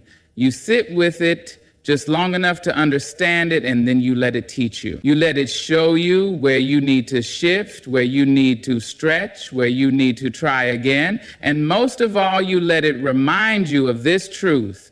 Just because something didn't go your way doesn't mean you are the problem. The path may have failed, but you are not a failure. You are still capable, still chosen, still rising. Over and over again, redirection is grace in disguise. It's the universe, God, life, whatever name speaks to your soul, pulling you back onto the road that aligns with your purpose, not punishing you, positioning you for something deeper, richer, more aligned than you had imagined. And the more you understand that, the quieter the voice of self-doubt becomes. Because how can doubt thrive in a mind that sees every setback as a step forward in disguise? That's where the shift happens. When you no longer see failure as a sign to stop, but as a sign to start differently. When you no longer believe the voice that says, this is the end, and instead whisper back, no, this is the bend. When you realize that every detour is building muscle in your spirit that smooth roads could never grow. You want to break self-doubt forever? Learn to bless the moments that didn't work out. Learn to honor the parts of the process that confused you, slowed you down, even broke your heart. Not because they felt good, but because they grew you, because they revealed the fight in you, because they carved out the clarity you now carry like gold. There is no shame in getting it wrong. The only shame would be letting it keep you from trying again. Keep moving, keep learning, keep becoming. Because where you're going isn't about being flawless, it's about being faithful to the journey. You don't need permission to believe in yourself, you only need to decide. That's the root of it all, isn't it? We wait.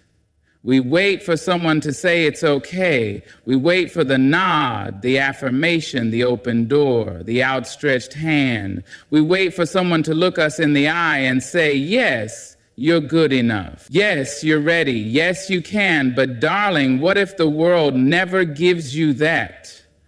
What if the applause never comes? What if the green light never flashes? Do you just sit there dimming yourself down to fit into someone else's comfort, or do you rise anyway?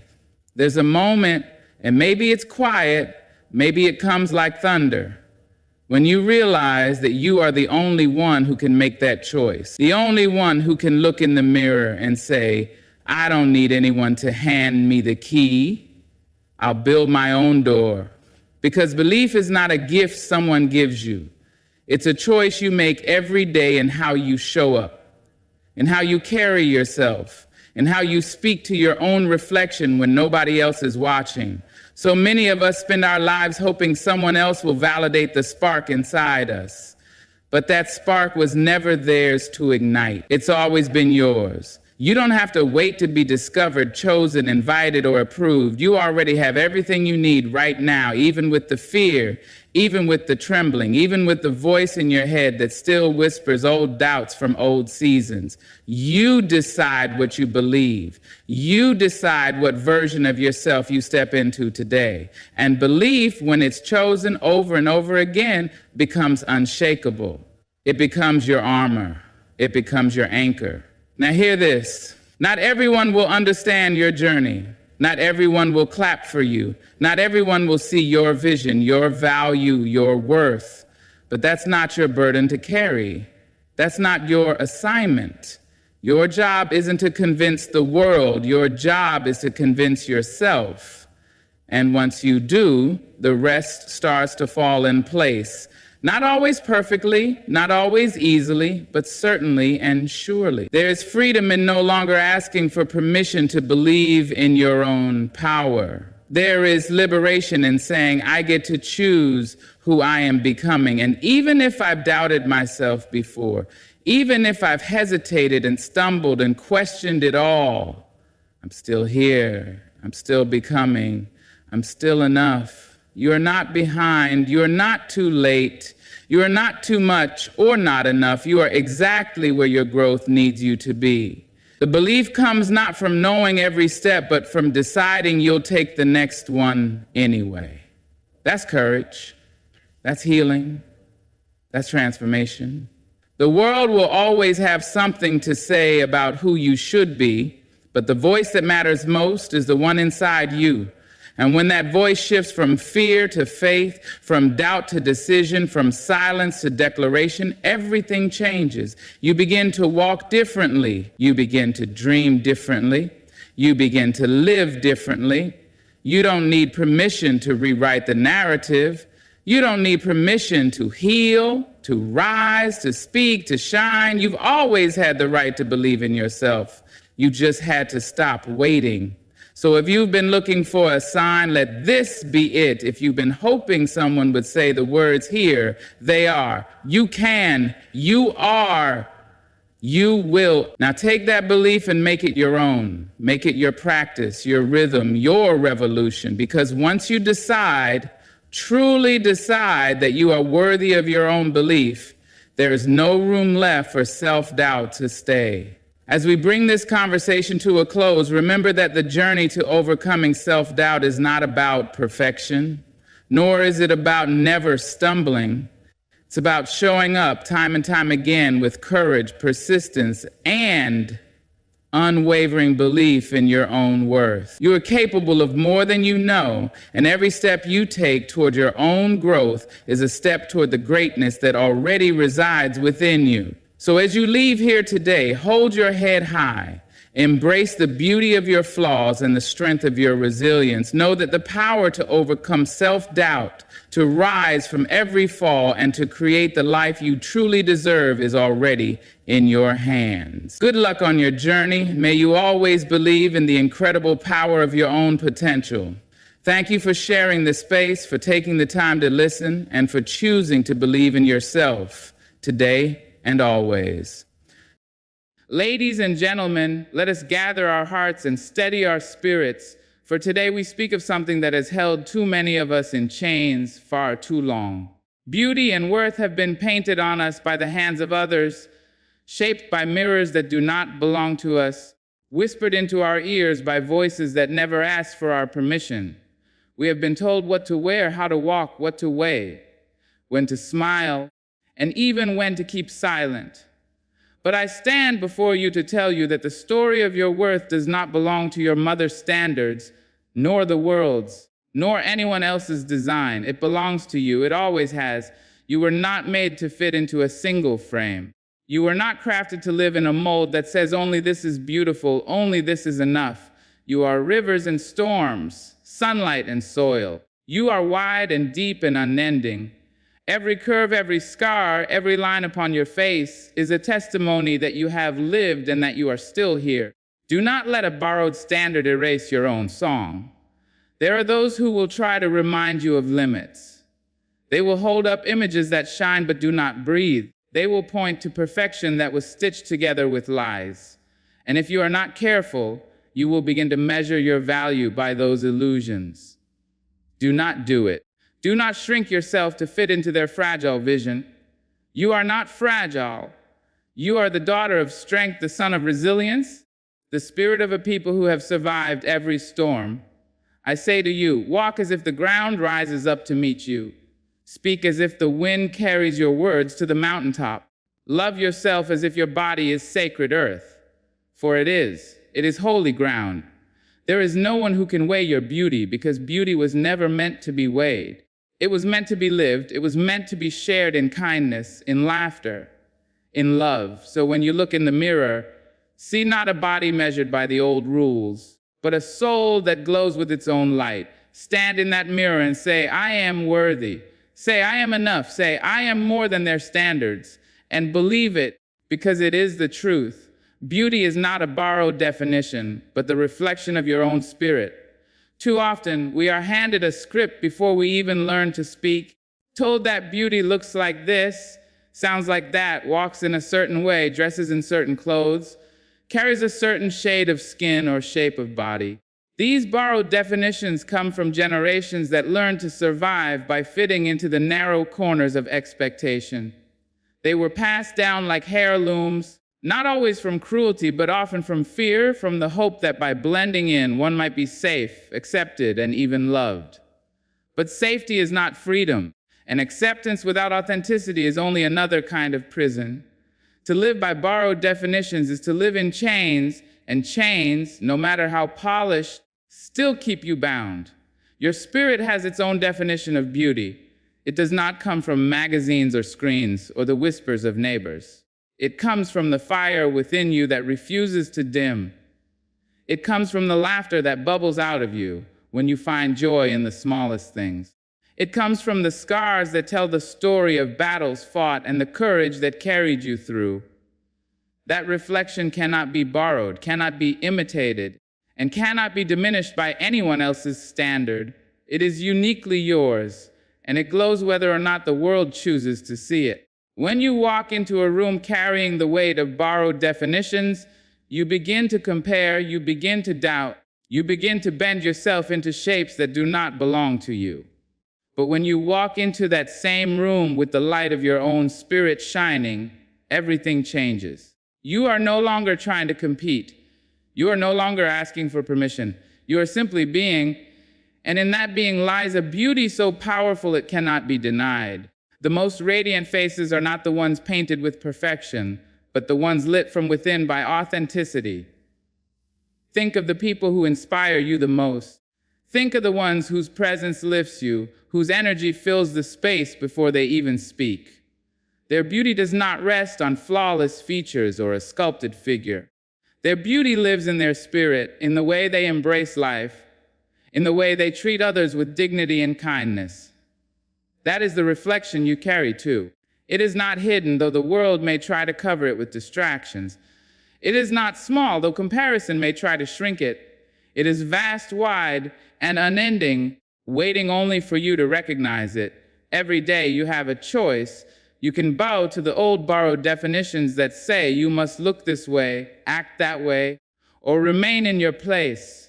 Or you can choose to let your spirit define you, to let your heart and your soul write the meaning of beauty and worth upon your life. When you choose the latter, you begin to walk taller, to breathe deeper, to claim the space that belongs to you. You no longer ask, am I enough? Because you know the answer has always been yes. Do not let anyone steal that truth from you. Not the passing trend, not the harsh voice of criticism, not the echo of old standards. For the world may try to sell you its borrowed definitions, but your spirit was not made for sale. It was made to shine, to heal, to uplift, to inspire. And when you let it, you not only redefine beauty for yourself, you give permission for others to do the same. You remind them that they too can step out of the borrowed shadows and stand in the light of their own reflection. So remember, beauty is not something handed down by others. It is not borrowed from your mother's standards or measured by the approval of the crowd. Beauty is the truth of your spirit made visible. It is the light that no one can dim. It is the reflection that shows you are alive, worthy, and more than enough. Worth cannot be measured by appearance. It is revealed in how you rise after falling.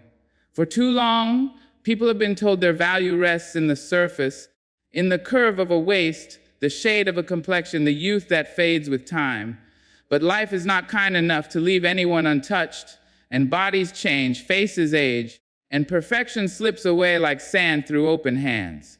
If worth were truly tied to appearance, then none of us could hold it for long. That is why true worth is something deeper, something untouchable, something that does not fade.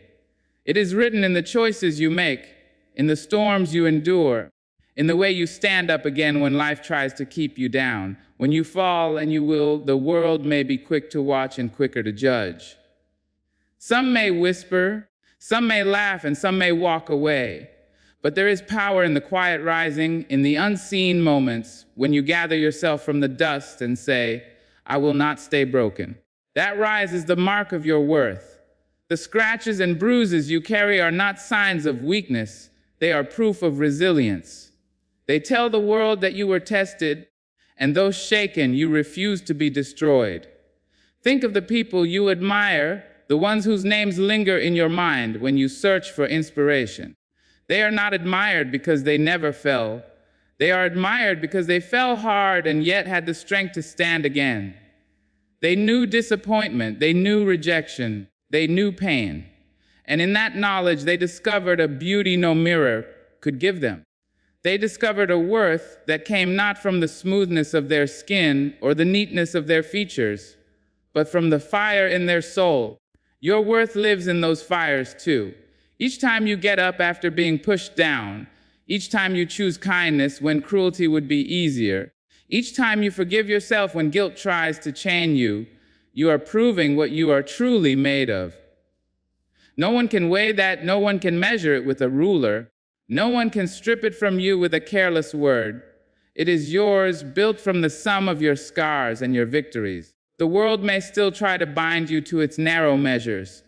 It may remind you that appearance sells, that beauty pleases the eye, that youth holds a currency of its own. But what the world forgets is that appearances crumble. A face that dazzles today will not dazzle forever. Yet a spirit that has risen from the ground, time and again, shines with a glow that only grows brighter. That kind of worth commands respect without demanding it. That kind of worth draws people near, not because of what you look like, but because of who you are. Do not be afraid of falling. Do not see failure as a shameful mark against you. See it as the soil in which your strength takes root. Every fall teaches you how to rise with more courage, more wisdom, more faith. Every setback strips away the illusion that your worth could ever be skin deep.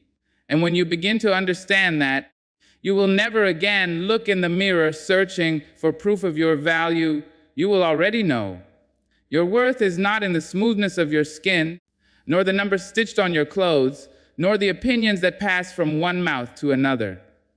Your worth is in your ability to endure, to rise, to carry on. It is in the love you give, the hope you protect, the strength you share. It is in the way you meet your own reflection and whisper, I am still here. The mirror is not your judge. It is only a witness to your journey. Yet how many times have we stood before it, waiting for it to give us answers it was never made to give? We stare into its glass, searching for approval, measuring ourselves against images etched into our minds by others. We lean closer, frowning at what we see, and in those moments we forget that the mirror has no voice of its own. It only reflects what is placed before it. It does not know your story. It does not know your strength. It does not know the miles you have walked, the storms you have survived, the nights you have cried yourself to sleep and still awakened with the courage to try again. It simply reflects a moment in time, but we in our human longing mistake that reflection for a verdict. A mirror shows only surfaces. It cannot capture the resilience stitched into your soul. It cannot show the way your heart has expanded through kindness, or the way your mind has sharpened through struggle. It cannot reflect the beauty of a spirit that has chosen to love when it had every reason to hate, or the worth of a soul that has chosen to rise when it had every reason to remain broken. That is why the mirror should never be trusted as a judge. It is blind to the truths that matter most. Think of the countless stories written upon your life, stories that no mirror has ever told. The laughter you shared with a friend when you both were weary, the comfort you gave a stranger in their hour of need, the wisdom you carried out of pain. None of these can be measured by glass and silver. These are not reflections, but legacies. And your worth is not determined by how your reflection appears today, but by the ripples of your actions, the warmth of your presence, the courage of your choices. Too often, we allow a mirror to dictate our confidence. If we like what we see, we walk taller. If we do not, we shrink. But do you not see how dangerous that is? To let your strength rise and fall according to a lifeless surface, you are not meant to be a prisoner to reflection. You are meant to be free. A mirror may capture your face, but it will never capture your essence. It may show your body, but it will never reveal the fullness of your worth. There will be days when the reflection in the mirror does not match the reflection in your heart. Days when you feel weary, when your face carries the shadows of yesterday, when your eyes do not sparkle as brightly as they once did. But even then, your worth has not changed.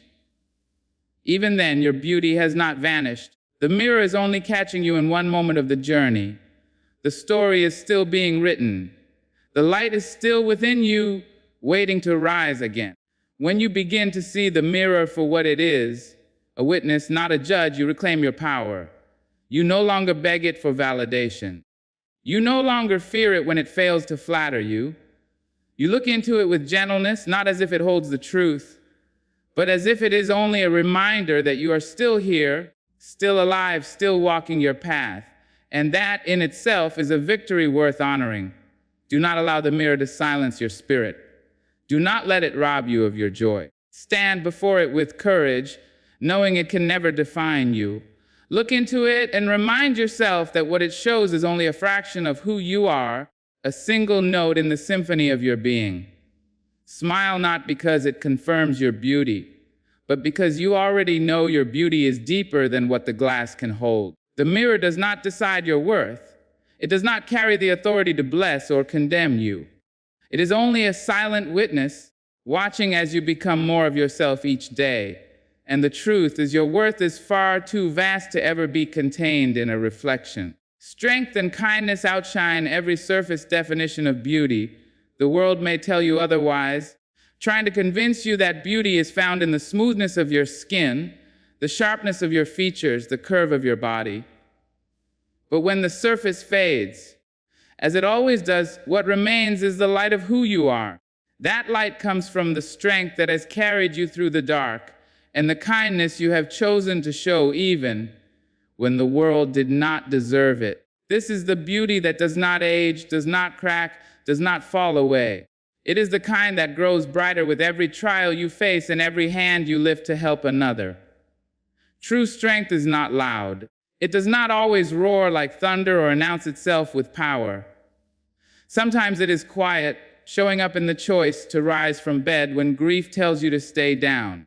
Sometimes it is hidden in the decision to keep working toward a dream when failure has visited again and again. Sometimes it is the courage to speak truth in the face of ridicule, or the patience to stay silent when anger tries to push words out of you. That strength may not be visible to the mirror or praised by the world, but it is more beautiful than any surface image could ever be.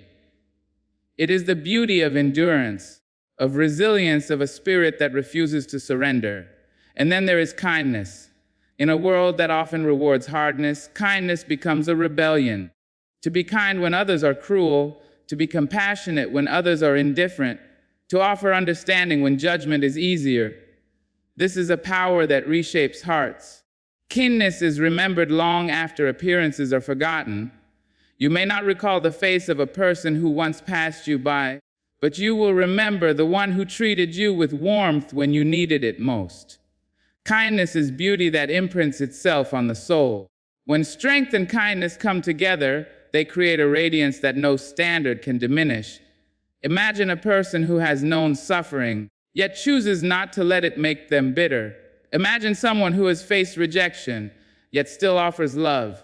That is beauty beyond compare. That is worth that cannot be weighed. And that is the kind of presence that makes people stop, notice, and remember. The surface may deceive. Beauty painted only on appearance can look bright yet feel hollow. It can attract eyes but not hearts, admiration but not love. But strength and kindness cannot be faked for long. They live in action in the way you move through the world, in the legacy you leave behind. They shape a beauty that outlasts time itself. Think of the moments that have touched you most deeply in life. Were they born from someone's appearance, or from the way their strength lifted you, their kindness healed you? The people who changed your path likely did so not because of how they looked, but because of how they lived. That is the proof that surface definitions will always fall short. We must learn to redefine beauty and worth in these terms, not in how close we come to impossible standards, but in how we embody resilience and love. For when we celebrate strength and kindness, we free ourselves from the tyranny of appearances. We step into a definition of beauty that belongs wholly to us, a beauty no one can take away. So do not be afraid if the world does not always see your worth. Do not doubt yourself when the mirror does not reflect what you hoped. Let your life speak for you. Let your strength tell the story of battles overcome.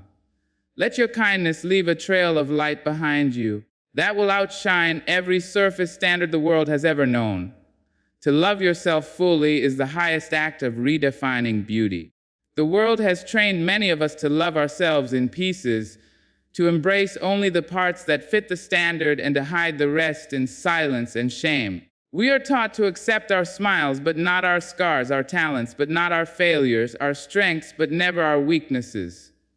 And in this way, self-love becomes conditional, a fragile thing that depends on how well we perform for an audience that may never be satisfied. But true beauty is not born from pieces. It is born when you gather every fragment of yourself, your triumphs and your trials, your laughter and your pain, and hold them all with tenderness. To love yourself fully is to declare that you are whole, even when the world calls you incomplete. Loving yourself does not mean arrogance. It does not mean shutting your eyes to your flaws or ignoring the need to grow.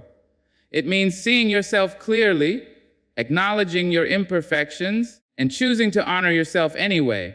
It means understanding that worth is not canceled by mistakes, that beauty is not erased by age, that dignity is not lost in failure. Self-love says, I am enough as I am, and I am worthy of becoming more.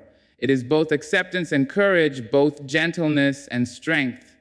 When you love yourself fully, you stop chasing approval in places that will never fill you. You stop bending to standards that change with every season. You stop apologizing for the space you take up in the world. Instead, you begin to walk with the quiet assurance that you belong, that your story matters, that your presence carries meaning. That assurance is beauty. It shines in your eyes, it steadies your voice, it shapes the way you treat others. People may not always understand it, but they will feel it, and it will draw them to you in ways that surface beauty never could. The journey to self-love is not always easy.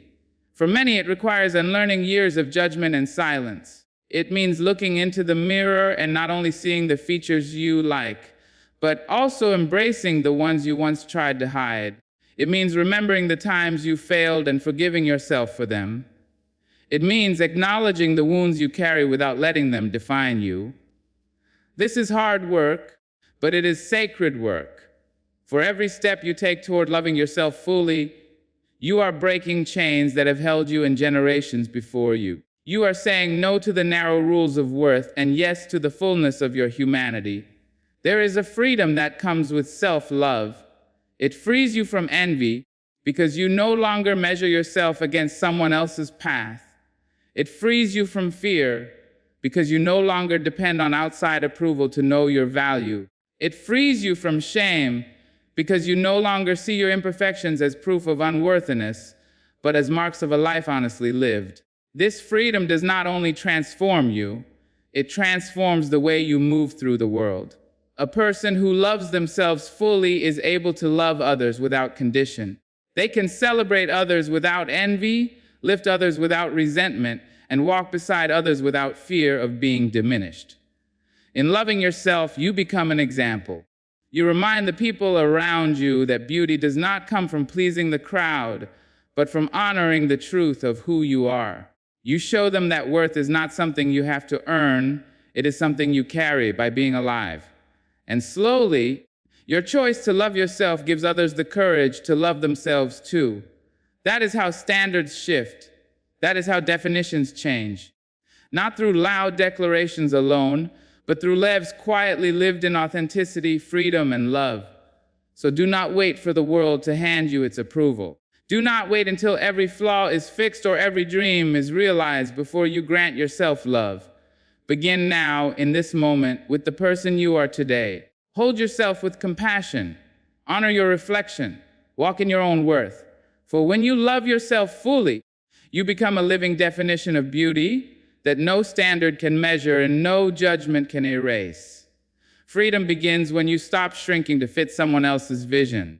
From the moment we take our first steps into the world, expectations begin to wrap around us like invisible ropes.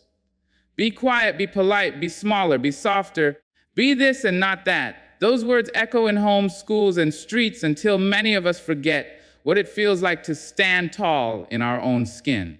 We bend ourselves to fit boxes we were never meant to enter, clipping our wings so that others will not be uncomfortable with our flight. But a life spent shrinking is not living. It is surviving in the shadows of what could have been. When you decide to stop shrinking, the world will not always clap. Some people will frown when you take up more space, when your voice rises where silence once lived, when your steps lead you down paths they would never dare to travel. They may call you too much, too loud, too bold, but those words are not truths. They are signs that you have begun to step out of the cage. Freedom has a sound, and it is often mistaken for rebellion by those who have only known obedience. Do not let their discomfort silence your awakening. To stop shrinking is to honor the fullness of who you are. It is to remember that you were not created to be a copy of anyone else's dream. You carry your own vision, your own desires, your own fire. When you dim that light to soothe another's fear, you betray yourself. But when you let it burn, you give others permission to ignite their own flames. One act of authenticity has the power to free countless others still bound by borrowed expectations. Freedom requires courage because it means stepping away from the familiar applause of conformity. It means risking criticism, rejection, and misunderstanding. But what is the alternative? To remain hidden behind masks, pretending to be satisfied while your soul withers unseen. That is not living. That is trading the vastness of the sky for the safety of a cage. And no matter how polished that cage may appear, it will never feel like home. When you stop shrinking, you discover strengths you did not know you carried. You find that your voice has weight, your dreams have wings, your steps leave prints that others can follow. You realize that freedom is not selfish, it is necessary, because only when you stand fully in your truth can you offer the world the gift of who you really are. And there is no greater gift than authenticity. We must remember that beauty and worth are destroyed when we reduce ourselves to fit standards that were never meant for us. Shrinking is a slow erasure, a quiet disappearance. But freedom is a return, a reclamation of self. It is the moment you say, I will no longer make myself smaller so that others can feel larger. I will no longer silence my dreams so that others can remain comfortable in their own limitations. I will rise to the height I was created to reach, and I will not apologize for it. There will be days when shrinking feels easier, days when the weight of judgment makes you want to crawl back into the box. But each time you resist that temptation, each time you choose freedom over fear, you grow stronger, and with each step, the world begins to shift. The standards begin to crack.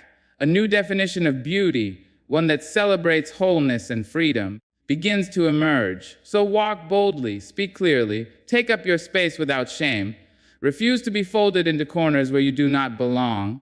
Let your life be proof that freedom is not only possible but necessary. For it is only in freedom that true worth shines, and only in authenticity that true beauty lives. True beauty lives in authenticity, in walking boldly as who you are. There is a quiet power in being real, a kind of radiance that no surface perfection can ever touch. Yet from the time we are young, many of us are taught to wear masks. We learn to smile when we are hurting, to agree when our spirit wants to rebel, to mold ourselves into shapes that please the eyes of others but suffocate our own soul. We become performers on a stage, living for applause that fades as soon as the curtain falls. And in the process, we forget that beauty was never meant to be an act. It was always meant to be a truth. Authenticity is not about being flawless. It is about being honest. It is about standing in your skin with your history, your scars, your laughter, your grief, and saying, "This is me." There is no disguise in that declaration, no need for permission, no hunger for approval. It is the courage to carry your truth into every room, even when that truth makes others uncomfortable. That courage is beautiful because it cannot be manufactured, cannot be copied, cannot be reduced to trends that rise and fall. It is beauty rooted deep in the soul. When you walk boldly as yourself, the world may not always applaud. Some may try to label you difficult, stubborn, or strange, but do not mistake their unease for your fault. Authenticity disrupts false comfort. It challenges the idea that we must all look, act, and live the same way to be considered enough. And though it may unsettle those still clinging to borrowed standards, it also inspires those who long to break free. One honest life becomes a lantern for many others still stumbling in the dark. There is a beauty that appears in the face of someone unafraid to be real. It shines through their eyes, it steadies their walk, it resonates in their words. That beauty does not need decoration, though it may still choose to adorn itself. It does not need perfection, though it still strives for growth. It does not beg for recognition, though it will often be admired. It is beauty that says, "I am enough as I am, and I will not trade my truth for approval." The cost of living without authenticity is heavy. When you pretend, you may win acceptance, but it is fragile acceptance that can shatter the moment you slip. When you hide, you may avoid judgment, but you also lose the chance to be loved for who you really are. And when you silence your truth, you silence the very thing that makes you unique, the very gift you were placed here to offer. But when you embrace authenticity, you no longer live in fear of being discovered. You are already known to yourself, to your spirit, to the life that flows through you, and that knowledge is freedom. Authenticity is not loud, though it can be. It does not always stand on stages, though it belongs there too. Sometimes it is in the quiet choices, choosing the path that aligns with your heart, even if it disappoints others, speaking the truth gently, even when silence would be easier, loving yourself openly, even when the world tells you to hide. These small acts build a life that is not borrowed but owned, and a life that reflects your deepest worth. And when you live that way, beauty ceases to be a mask you wear and becomes the essence you radiate. It becomes the calm in your presence, the strength in your steps, the hope in your voice. People may not always understand it, but they will feel it, and they will be moved by it. For true beauty has always been less about what the eye sees and more about what the soul feels. So do not trade your authenticity for applause. Do not fold yourself into smaller versions to fit standards that were never written for you. Walk boldly. Live fully. Let your truth shine without apology. For in that truth lies a beauty deeper, stronger, and more lasting than the world has ever known. So as we bring this message to a close, remember that your beauty was never meant to be defined by borrowed standards. never meant to be weighed or measured against someone else's reflection. Your worth is not in the mirror, not in the whispers of critics, not in the numbers stitched on a scale. It is in your spirit, your resilience, your kindness, your authenticity, and your freedom to live as the fullest version of yourself. When you rise after falling, when you love yourself without condition, when you stop shrinking to fit into cages, when you walk boldly as who you are, you redefine beauty and worth for yourself and for everyone who dares to follow. Carry this truth with you, let it shine through your life, and never forget that the world does not need another copy of borrowed standards. It needs you, the real you, the radiant, unshakable, authentic you. Good luck on your journey, and thank you for giving your time, your heart, and your attention to these words. May you walk in strength, live in freedom, and shine in the beauty that is already yours.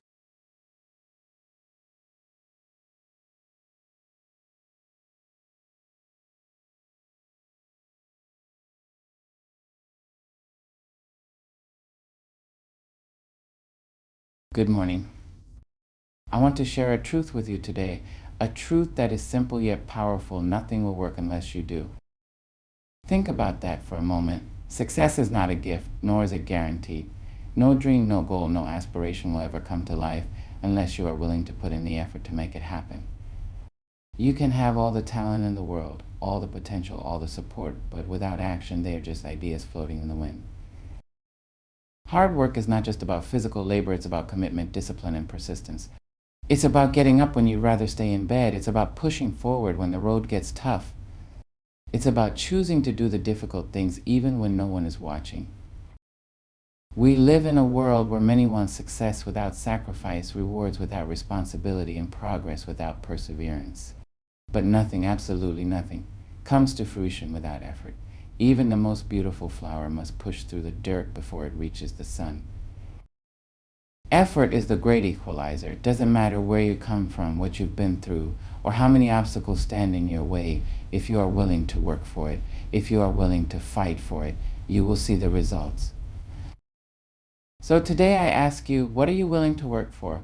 What are you ready to commit to, no matter how long it takes or how difficult it gets? Because at the end of the day, your dreams don't work unless you do. Success is often admired from a distance. We see the results: someone standing on a stage, receiving an award, launching a business, or achieving a lifelong dream. We celebrate their accomplishments, sometimes marveling at their talent, intelligence, or circumstances. But what we often fail to see is the journey that led them there, the late nights, the early mornings, the sacrifices, and the relentless pursuit of their goals. Success does not happen by accident. It is not something that simply falls into your lap while you wait. Success is the product of consistent action. It is built step by step through dedication, perseverance, and an unshakable belief in one's purpose. Think about an athlete training for the Olympics. They do not wake up one day and suddenly find themselves on the podium with a gold medal. No, they train for years, waking up before the sun rises, pushing their bodies to the limit, failing, learning, and repeating the process over and over again. Their success is not an accident, it is a direct result of their action. The same principle applies to every aspect of life. Whether you want to start a business, write a book, become a leader, or improve yourself in any way, you must take action. You must be willing to move beyond intention and step into execution. Far too many people have dreams but fail to take the first step. They wait for the perfect moment, the perfect conditions, the perfect opportunity. But the truth is, perfection is an illusion. If you wait for everything to be just right before you start, you may never begin at all. Action is what separates those who succeed from those who only wish. It is the bridge between where you are and where you want to be. You don't have to have all the answers before you start. You don't have to see the entire staircase before you take the first step. What matters is that you move, that you do something, that you start. And let's be clear, taking action does not mean that success will come instantly. It doesn't mean that the road will be easy. There will be setbacks, failures, and obstacles. But every step you take, no matter how small, moves you forward. Every challenge you overcome builds your resilience. Every lesson learned makes you stronger. The difference between those who succeed and those who don't is not luck, not intelligence, not background, is persistence in taking action despite fear, despite doubt, despite uncertainty. So ask yourself today, what action can I take right now to move closer to my goals? It doesn't have to be something big. It can be writing the first page of your book, making that phone call, signing up for that class, or waking up an hour earlier to work on your passion. The key is to start. Because nothing works unless you do. And success will not wait for you to be ready. It will come to those who are willing to take action. Now, the choice is yours. Will you sit and wait, or will you get up and make it happen? Talent is often admired. When we see a gifted musician, a brilliant scientist, or a natural athlete, we marvel at their abilities. We say they were born for this. We assume that their success is a result of their extraordinary talent or innate potential. But what we often fail to recognize is the work behind the talent, the countless hours spent refining, practicing, and improving. Talent and potential, no matter how great, are nothing without effort. They are like seeds full of possibility, but useless unless planted, watered, and nurtured. A person may have the natural ability to sing, but if they never train their voice, never learn technique, never practice, that talent will remain undeveloped. A writer may have a gift for storytelling, but if they never put words on the page, their stories will never be told. A person may be intellectually brilliant, but if they never apply themselves, their knowledge will go to waste. Think of the world's greatest athletes, musicians, and leaders. While some may have been naturally talented, their success did not come from talent alone. It came from relentless dedication. Michael Jordan, one of the greatest basketball players of all time, was cut from his high school team. He could have believed that talent was enough, but instead he worked harder than ever, practicing for hours every day. His talent became legendary because he put in the work. On the other hand, how many people have we seen who were full of promise but never lived up to it? How many brilliant minds never achieved greatness because they refused to do the work? We all know someone who had immense potential but let it go to waste because they didn't have the discipline to develop it. Talent and potential can open doors, but only hard work will allow you to walk through them. Success is not about who has the most talent, it's about who is willing to outwork everyone else. There are countless stories of people who started with very little talent, but became masters of their craft because they worked harder than everyone else. And there are just as many stories of naturally gifted people who never succeeded because they relied too much on their talent and never put in the effort. So if you have a dream, don't rely solely on your natural abilities, hone your skills. Train harder, learn more, work longer. The world is full of talented people who never reached their potential because they were unwilling to put in the work. Don't let that be your story. At the end of the day, talent without hard work is wasted potential. But even the smallest talent, when combined with dedication and persistence, can lead to greatness. It is not what you have that determines your success, it is what you do with it. Hard work is often misunderstood. Many people think it's about putting in long hours or constantly being busy. But true hard work is not just about effort, it's about discipline and persistence. It's about showing up every day, even when you don't feel like it, and pushing forward, even when the path is difficult. Discipline is the foundation of hard work. It's what keeps you going when motivation fades. Motivation is temporary. It comes and goes like the wind. You might wake up one day feeling inspired and ready to conquer the world, but what happens when that feeling disappears? That's where discipline steps in. Discipline means doing what needs to be done, even when you don't want to do it. Think of a professional athlete. They don't train only on the days they feel good. They train every day, whether they're tired, sore, or unmotivated. A writer doesn't create a masterpiece by waiting for inspiration to strike. They write consistently, even when the words don't flow easily. A business owner doesn't build success by working only when it's convenient. They stay committed, making sacrifices, and putting in the effort every single day. Discipline is what separates the dreamers from the doers. Anyone can set a goal, but not everyone is willing to wake up early, stay late, and sacrifice short-term pleasure for long-term success. Discipline is the price of greatness. But discipline alone is not enough. You also need persistence. Because no matter how disciplined you are, life will challenge you. You will face setbacks, failures, and disappointments. You will have moments of doubt when everything feels impossible. This is where persistence becomes your greatest weapon. Persistence means continuing despite obstacles. It means refusing to give up even when the road is rough. Every great success story is filled with failures, rejections, and struggles. Thomas Edison failed thousands of times before inventing the light bulb. J.K. Rowling was rejected by multiple publishers before Harry Potter became a worldwide phenomenon. Oprah Winfrey was told she wasn't fit for television before becoming one of the most influential media figures in history. What if they had quit? What if they had let failure stop them? The answer is simple: they would have never achieved greatness. Their talent and potential would have meant nothing without their persistence. Success is not about being the smartest, the fastest, or the most talented. It is about being the one who refuses to quit. It is about being the one who keeps going when others stop. It is about pushing past fear, failure, and fatigue and continuing to take one step after another. If you want to achieve something great, you must commit to both discipline and persistence. Be disciplined enough to put in the work every day, even when it's hard. Be persistent enough to keep going, even when success feels out of reach. Because the road to success is not meant for the weak-willed. It is meant for those who are willing to put in the effort, stay the course, and never give up. So, when things get tough, and you'll remember this, your hard work will pay off, but only if you have the discipline to stay consistent and the persistence to never quit. Success, fulfillment, and progress do not come freely. Nothing worth having in life comes without sacrifice.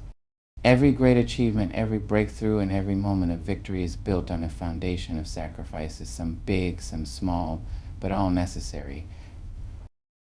We live in a world that often glorifies success but ignores the price that comes with it. We admire the athletes who win championships, the entrepreneurs who build empires, and the artists who create masterpieces. We celebrate their achievements, but rarely do we stop to think about what they gave up to get there. Every champion has sacrificed hours of leisure for hours of training. Every successful entrepreneur has sacrificed comfort and security to take risks and build something great. Every artist has sacrificed sleep, social life, and personal comfort to master their craft. Behind every moment of triumph is a long history of discipline, struggle, and hard choices. Sacrifice means giving up something now for something greater in the future. It means trading temporary pleasure for long-term fulfillment. It requires you to make tough choices, to say no when it's easier to say yes, to stay focused when distractions surround you, and to keep going even where immediate rewards are nowhere in sight. Consider the student who wants to graduate at the top of their class. They must sacrifice hours of socializing and entertainment to study, to learn, and to grow. They must resist the temptation to take the easy path because they know the reward of education will last a lifetime. Consider the athlete training for competition. They must sacrifice comfort, waking up early, training when others are resting, pushing through pain and fatigue because they understand that success will not be handed to them. Consider the parent working multiple jobs to provide for their children. They sacrifice personal time, sleep, and even their own dreams to give their children a better future. Their love is measured not just in words, but in the sacrifices they make daily. Many people desire success but are unwilling to make the sacrifices required to achieve it. They want financial security but refuse to budget, save, and invest. They want a healthy body but are unwilling to exercise and eat right. They want strong relationships but neglect to put in the effort and commitment. The truth is, if you refuse to sacrifice, you will never progress. Choosing not to sacrifice is, in itself, a sacrifice, the sacrifice of your potential, your growth, and your future. There is no shortcut to greatness. You cannot wish for success and expect it to appear. You cannot hope for a better life while refusing to give up the habits that hold you back. Every dream, every goal, every achievement comes at a price, and you must be willing to pay it. The key to sacrifice is understanding that it is not about loss, it is about exchange. You are not simply giving up something, you are making a trade for something greater. When you sacrifice time for hard work, you are trading temporary comfort for long-term success. When you sacrifice unhealthy habits, you are exchanging them for a healthier, stronger version of yourself. The most successful people in the world understand this. They embrace sacrifice because they know it is the only way to rise above mediocrity. They are willing to work harder, to suffer longer, and to give up what is easy in order to achieve what is meaningful. So ask yourself, what are you willing to sacrifice for your dreams? Are you willing to wake up earlier, to work harder, to say no to distractions, to stay committed even when things get tough? Because at the end of the day, nothing comes without sacrifice. The life you want, the dreams you hold, and the success you crave all have a cost. The question is, are you willing to pay it? In life, we are not all born with the same advantages. Some people have more resources, better education, or greater opportunities. Some inherit wealth, connections, or natural talent. At first glance, it may seem like the playing field is unfair. But there is one thing that levels the field for everyone: effort. Effort is the great equalizer. It does not care about your background, your circumstances, or your starting point. It does not discriminate between the rich and the poor, the talented and the untalented, the privileged and the underprivileged. Effort is available to everyone, and the people who put in the most effort, regardless of where they start, are the ones who achieve the most. Many people believe that talent determines success. They assume that gifted individuals have an easier path and that natural ability outweighs everything else. But history has proven time and time again that effort outperforms talent when talent refuses to work hard. A naturally gifted athlete who refuses to train will be surpassed by a less talented but harder working competitor. A brilliant student who does not study will fall behind a determined one who puts in the hours. A talented musician who does not practice will never reach the heights of someone who dedicates themselves to their craft. Talent may give someone an advantage, but effort is what turns potential into reality. It is the fuel that transforms good into great and great into extraordinary. One of the greatest things about effort is that it is under your control. You may not control where you were born, how much money your family had, or what opportunities you were given early in life. But you can control how hard you work. Some of the most successful people in history started with nothing. Oprah Winfrey was born into poverty and faced countless struggles before becoming one of the most influential women in media. Howard Schultz, the man behind Starbucks, grew up in public housing. J.K. Rowling was a single mother living in near poverty before she became one of the best-selling authors of all time. What do they all have in common? Effort. They refused to let their circumstances define them. They worked tirelessly to change their situations. Their backgrounds did not hold them back because their effort was greater than their obstacles. On the other hand, how many people do we see who waste their potential? How many individuals have every advantage but never put in the effort to make something of themselves? They assume that their talent or privilege alone will be enough, but without hard work, those advantages eventually fade. Effort alone is not about working hard for a day or a week. It is about consistency. It is about showing up every day and putting in the work even when it's difficult. Think about a marathon runner. They don't just wake up one morning and decide to run 26 miles. They train daily, pushing their bodies and minds even when they're tired or discouraged. Their effort is not a one-time event. It is a habit. The same applies to success in any area of life. Your effort must be relentless. It must persist through failure, setbacks, and challenges. The people who succeed are not the ones who never fail. They are the ones who never stop. The best thing about effort is that it is a choice. Every day you have the power to decide how much effort you will put into your goals, your dreams, and your growth. No one can take that choice away from you. You don't have to be the smartest person in the room, the most talented, or the most connected. But if you are the hardest worker, if you put in more effort than anyone else, you will stand out. Effort gives you control over your destiny.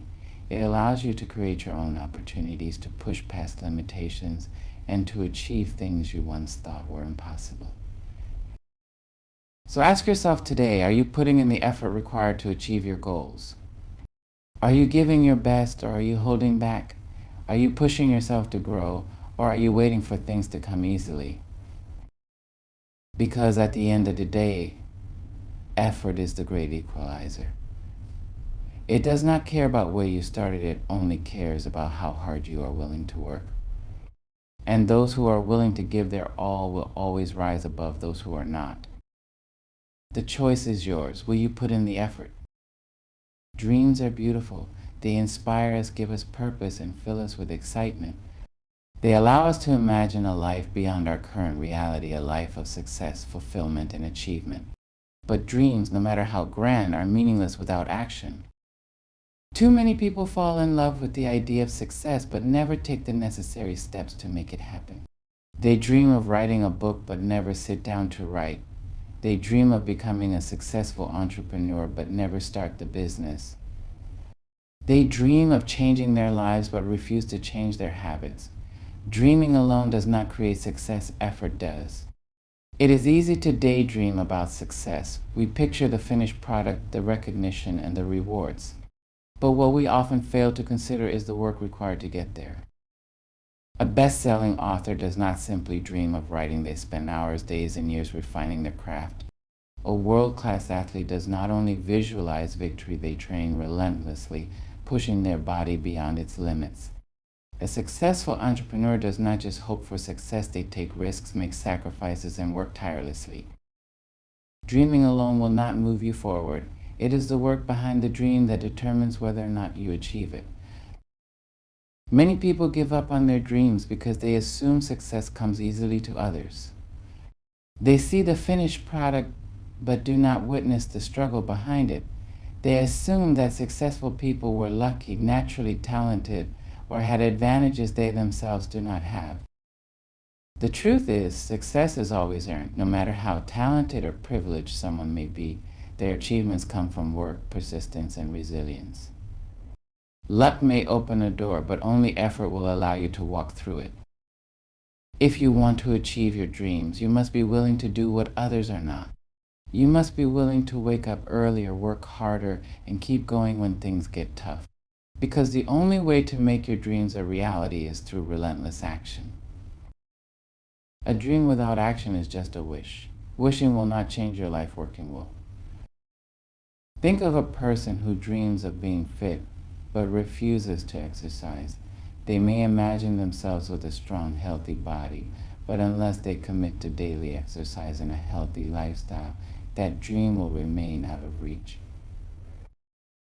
Think of a person who dreams of financial success but spends recklessly. They may wish to be wealthy, but unless they learn to budget, save, and invest, their financial situation will never improve. Every dream requires action. The question is not whether you have big dreams, the question is whether you are willing to put in the effort to make them happen. If you refuse to go for your dreams, you will pay a different price because of the Many people look back on their lives and wonder, what if? They wonder what could have been if they had tried harder, taken more risks, or stayed committed. Regret is far worse than hard work. The discomfort of pushing yourself is temporary, but the pain of knowing you never gave your best lasts forever. You have two choices. Work for your dreams and achieve them. Do nothing and watch them fade away. Success does not happen overnight. It is built daily through consistent effort. The most successful people in the world do not achieve their dreams in a single moment. They achieve them through years of dedication. If you take small steps toward your dream every single day, eventually you will get there. But if you wait, delay, or refuse to act, your dream will remain just that, a dream. So ask yourself, what have I done today to move closer to my dream? Have I taken action, or have I made excuses? Have I worked harder, or have I waited for things to get easier? Have I pushed myself, or have I chosen comfort over progress? Dreams are powerful, but they will not achieve themselves. No one will hand you success. No one will do the work for you. You must decide to show up, to work hard, and to keep going even when it's difficult. Because at the end of the day, your dreams won't work unless you do. The question is, are you willing to do what it takes? Everything you desire, success, fulfillment, and the realization of your dreams comes down to one thing: your willingness to work for it. Talent and potential mean nothing without effort. Success is not given freely. It requires discipline, persistence, and sacrifice. The obstacles in your path are not meant to stop you, but to test your commitment. And while dreams can inspire you, they will never become reality unless you take action. Effort is the great equalizer. No matter where you start, how many challenges you face, or how much talent you have, your work ethic determines your success. You do not need to be the most gifted, the most privileged, or the most connected. You simply need to be the one who refuses to quit. So ask yourself, are you willing to do what it takes? Are you ready to push beyond your limits, to embrace discomfort, and to work harder than ever before? Because in the end, success does not belong to those who wish for it. It belongs to those who work for it. Your dreams will not work unless you do. The power is in your hands. Now go make it happen.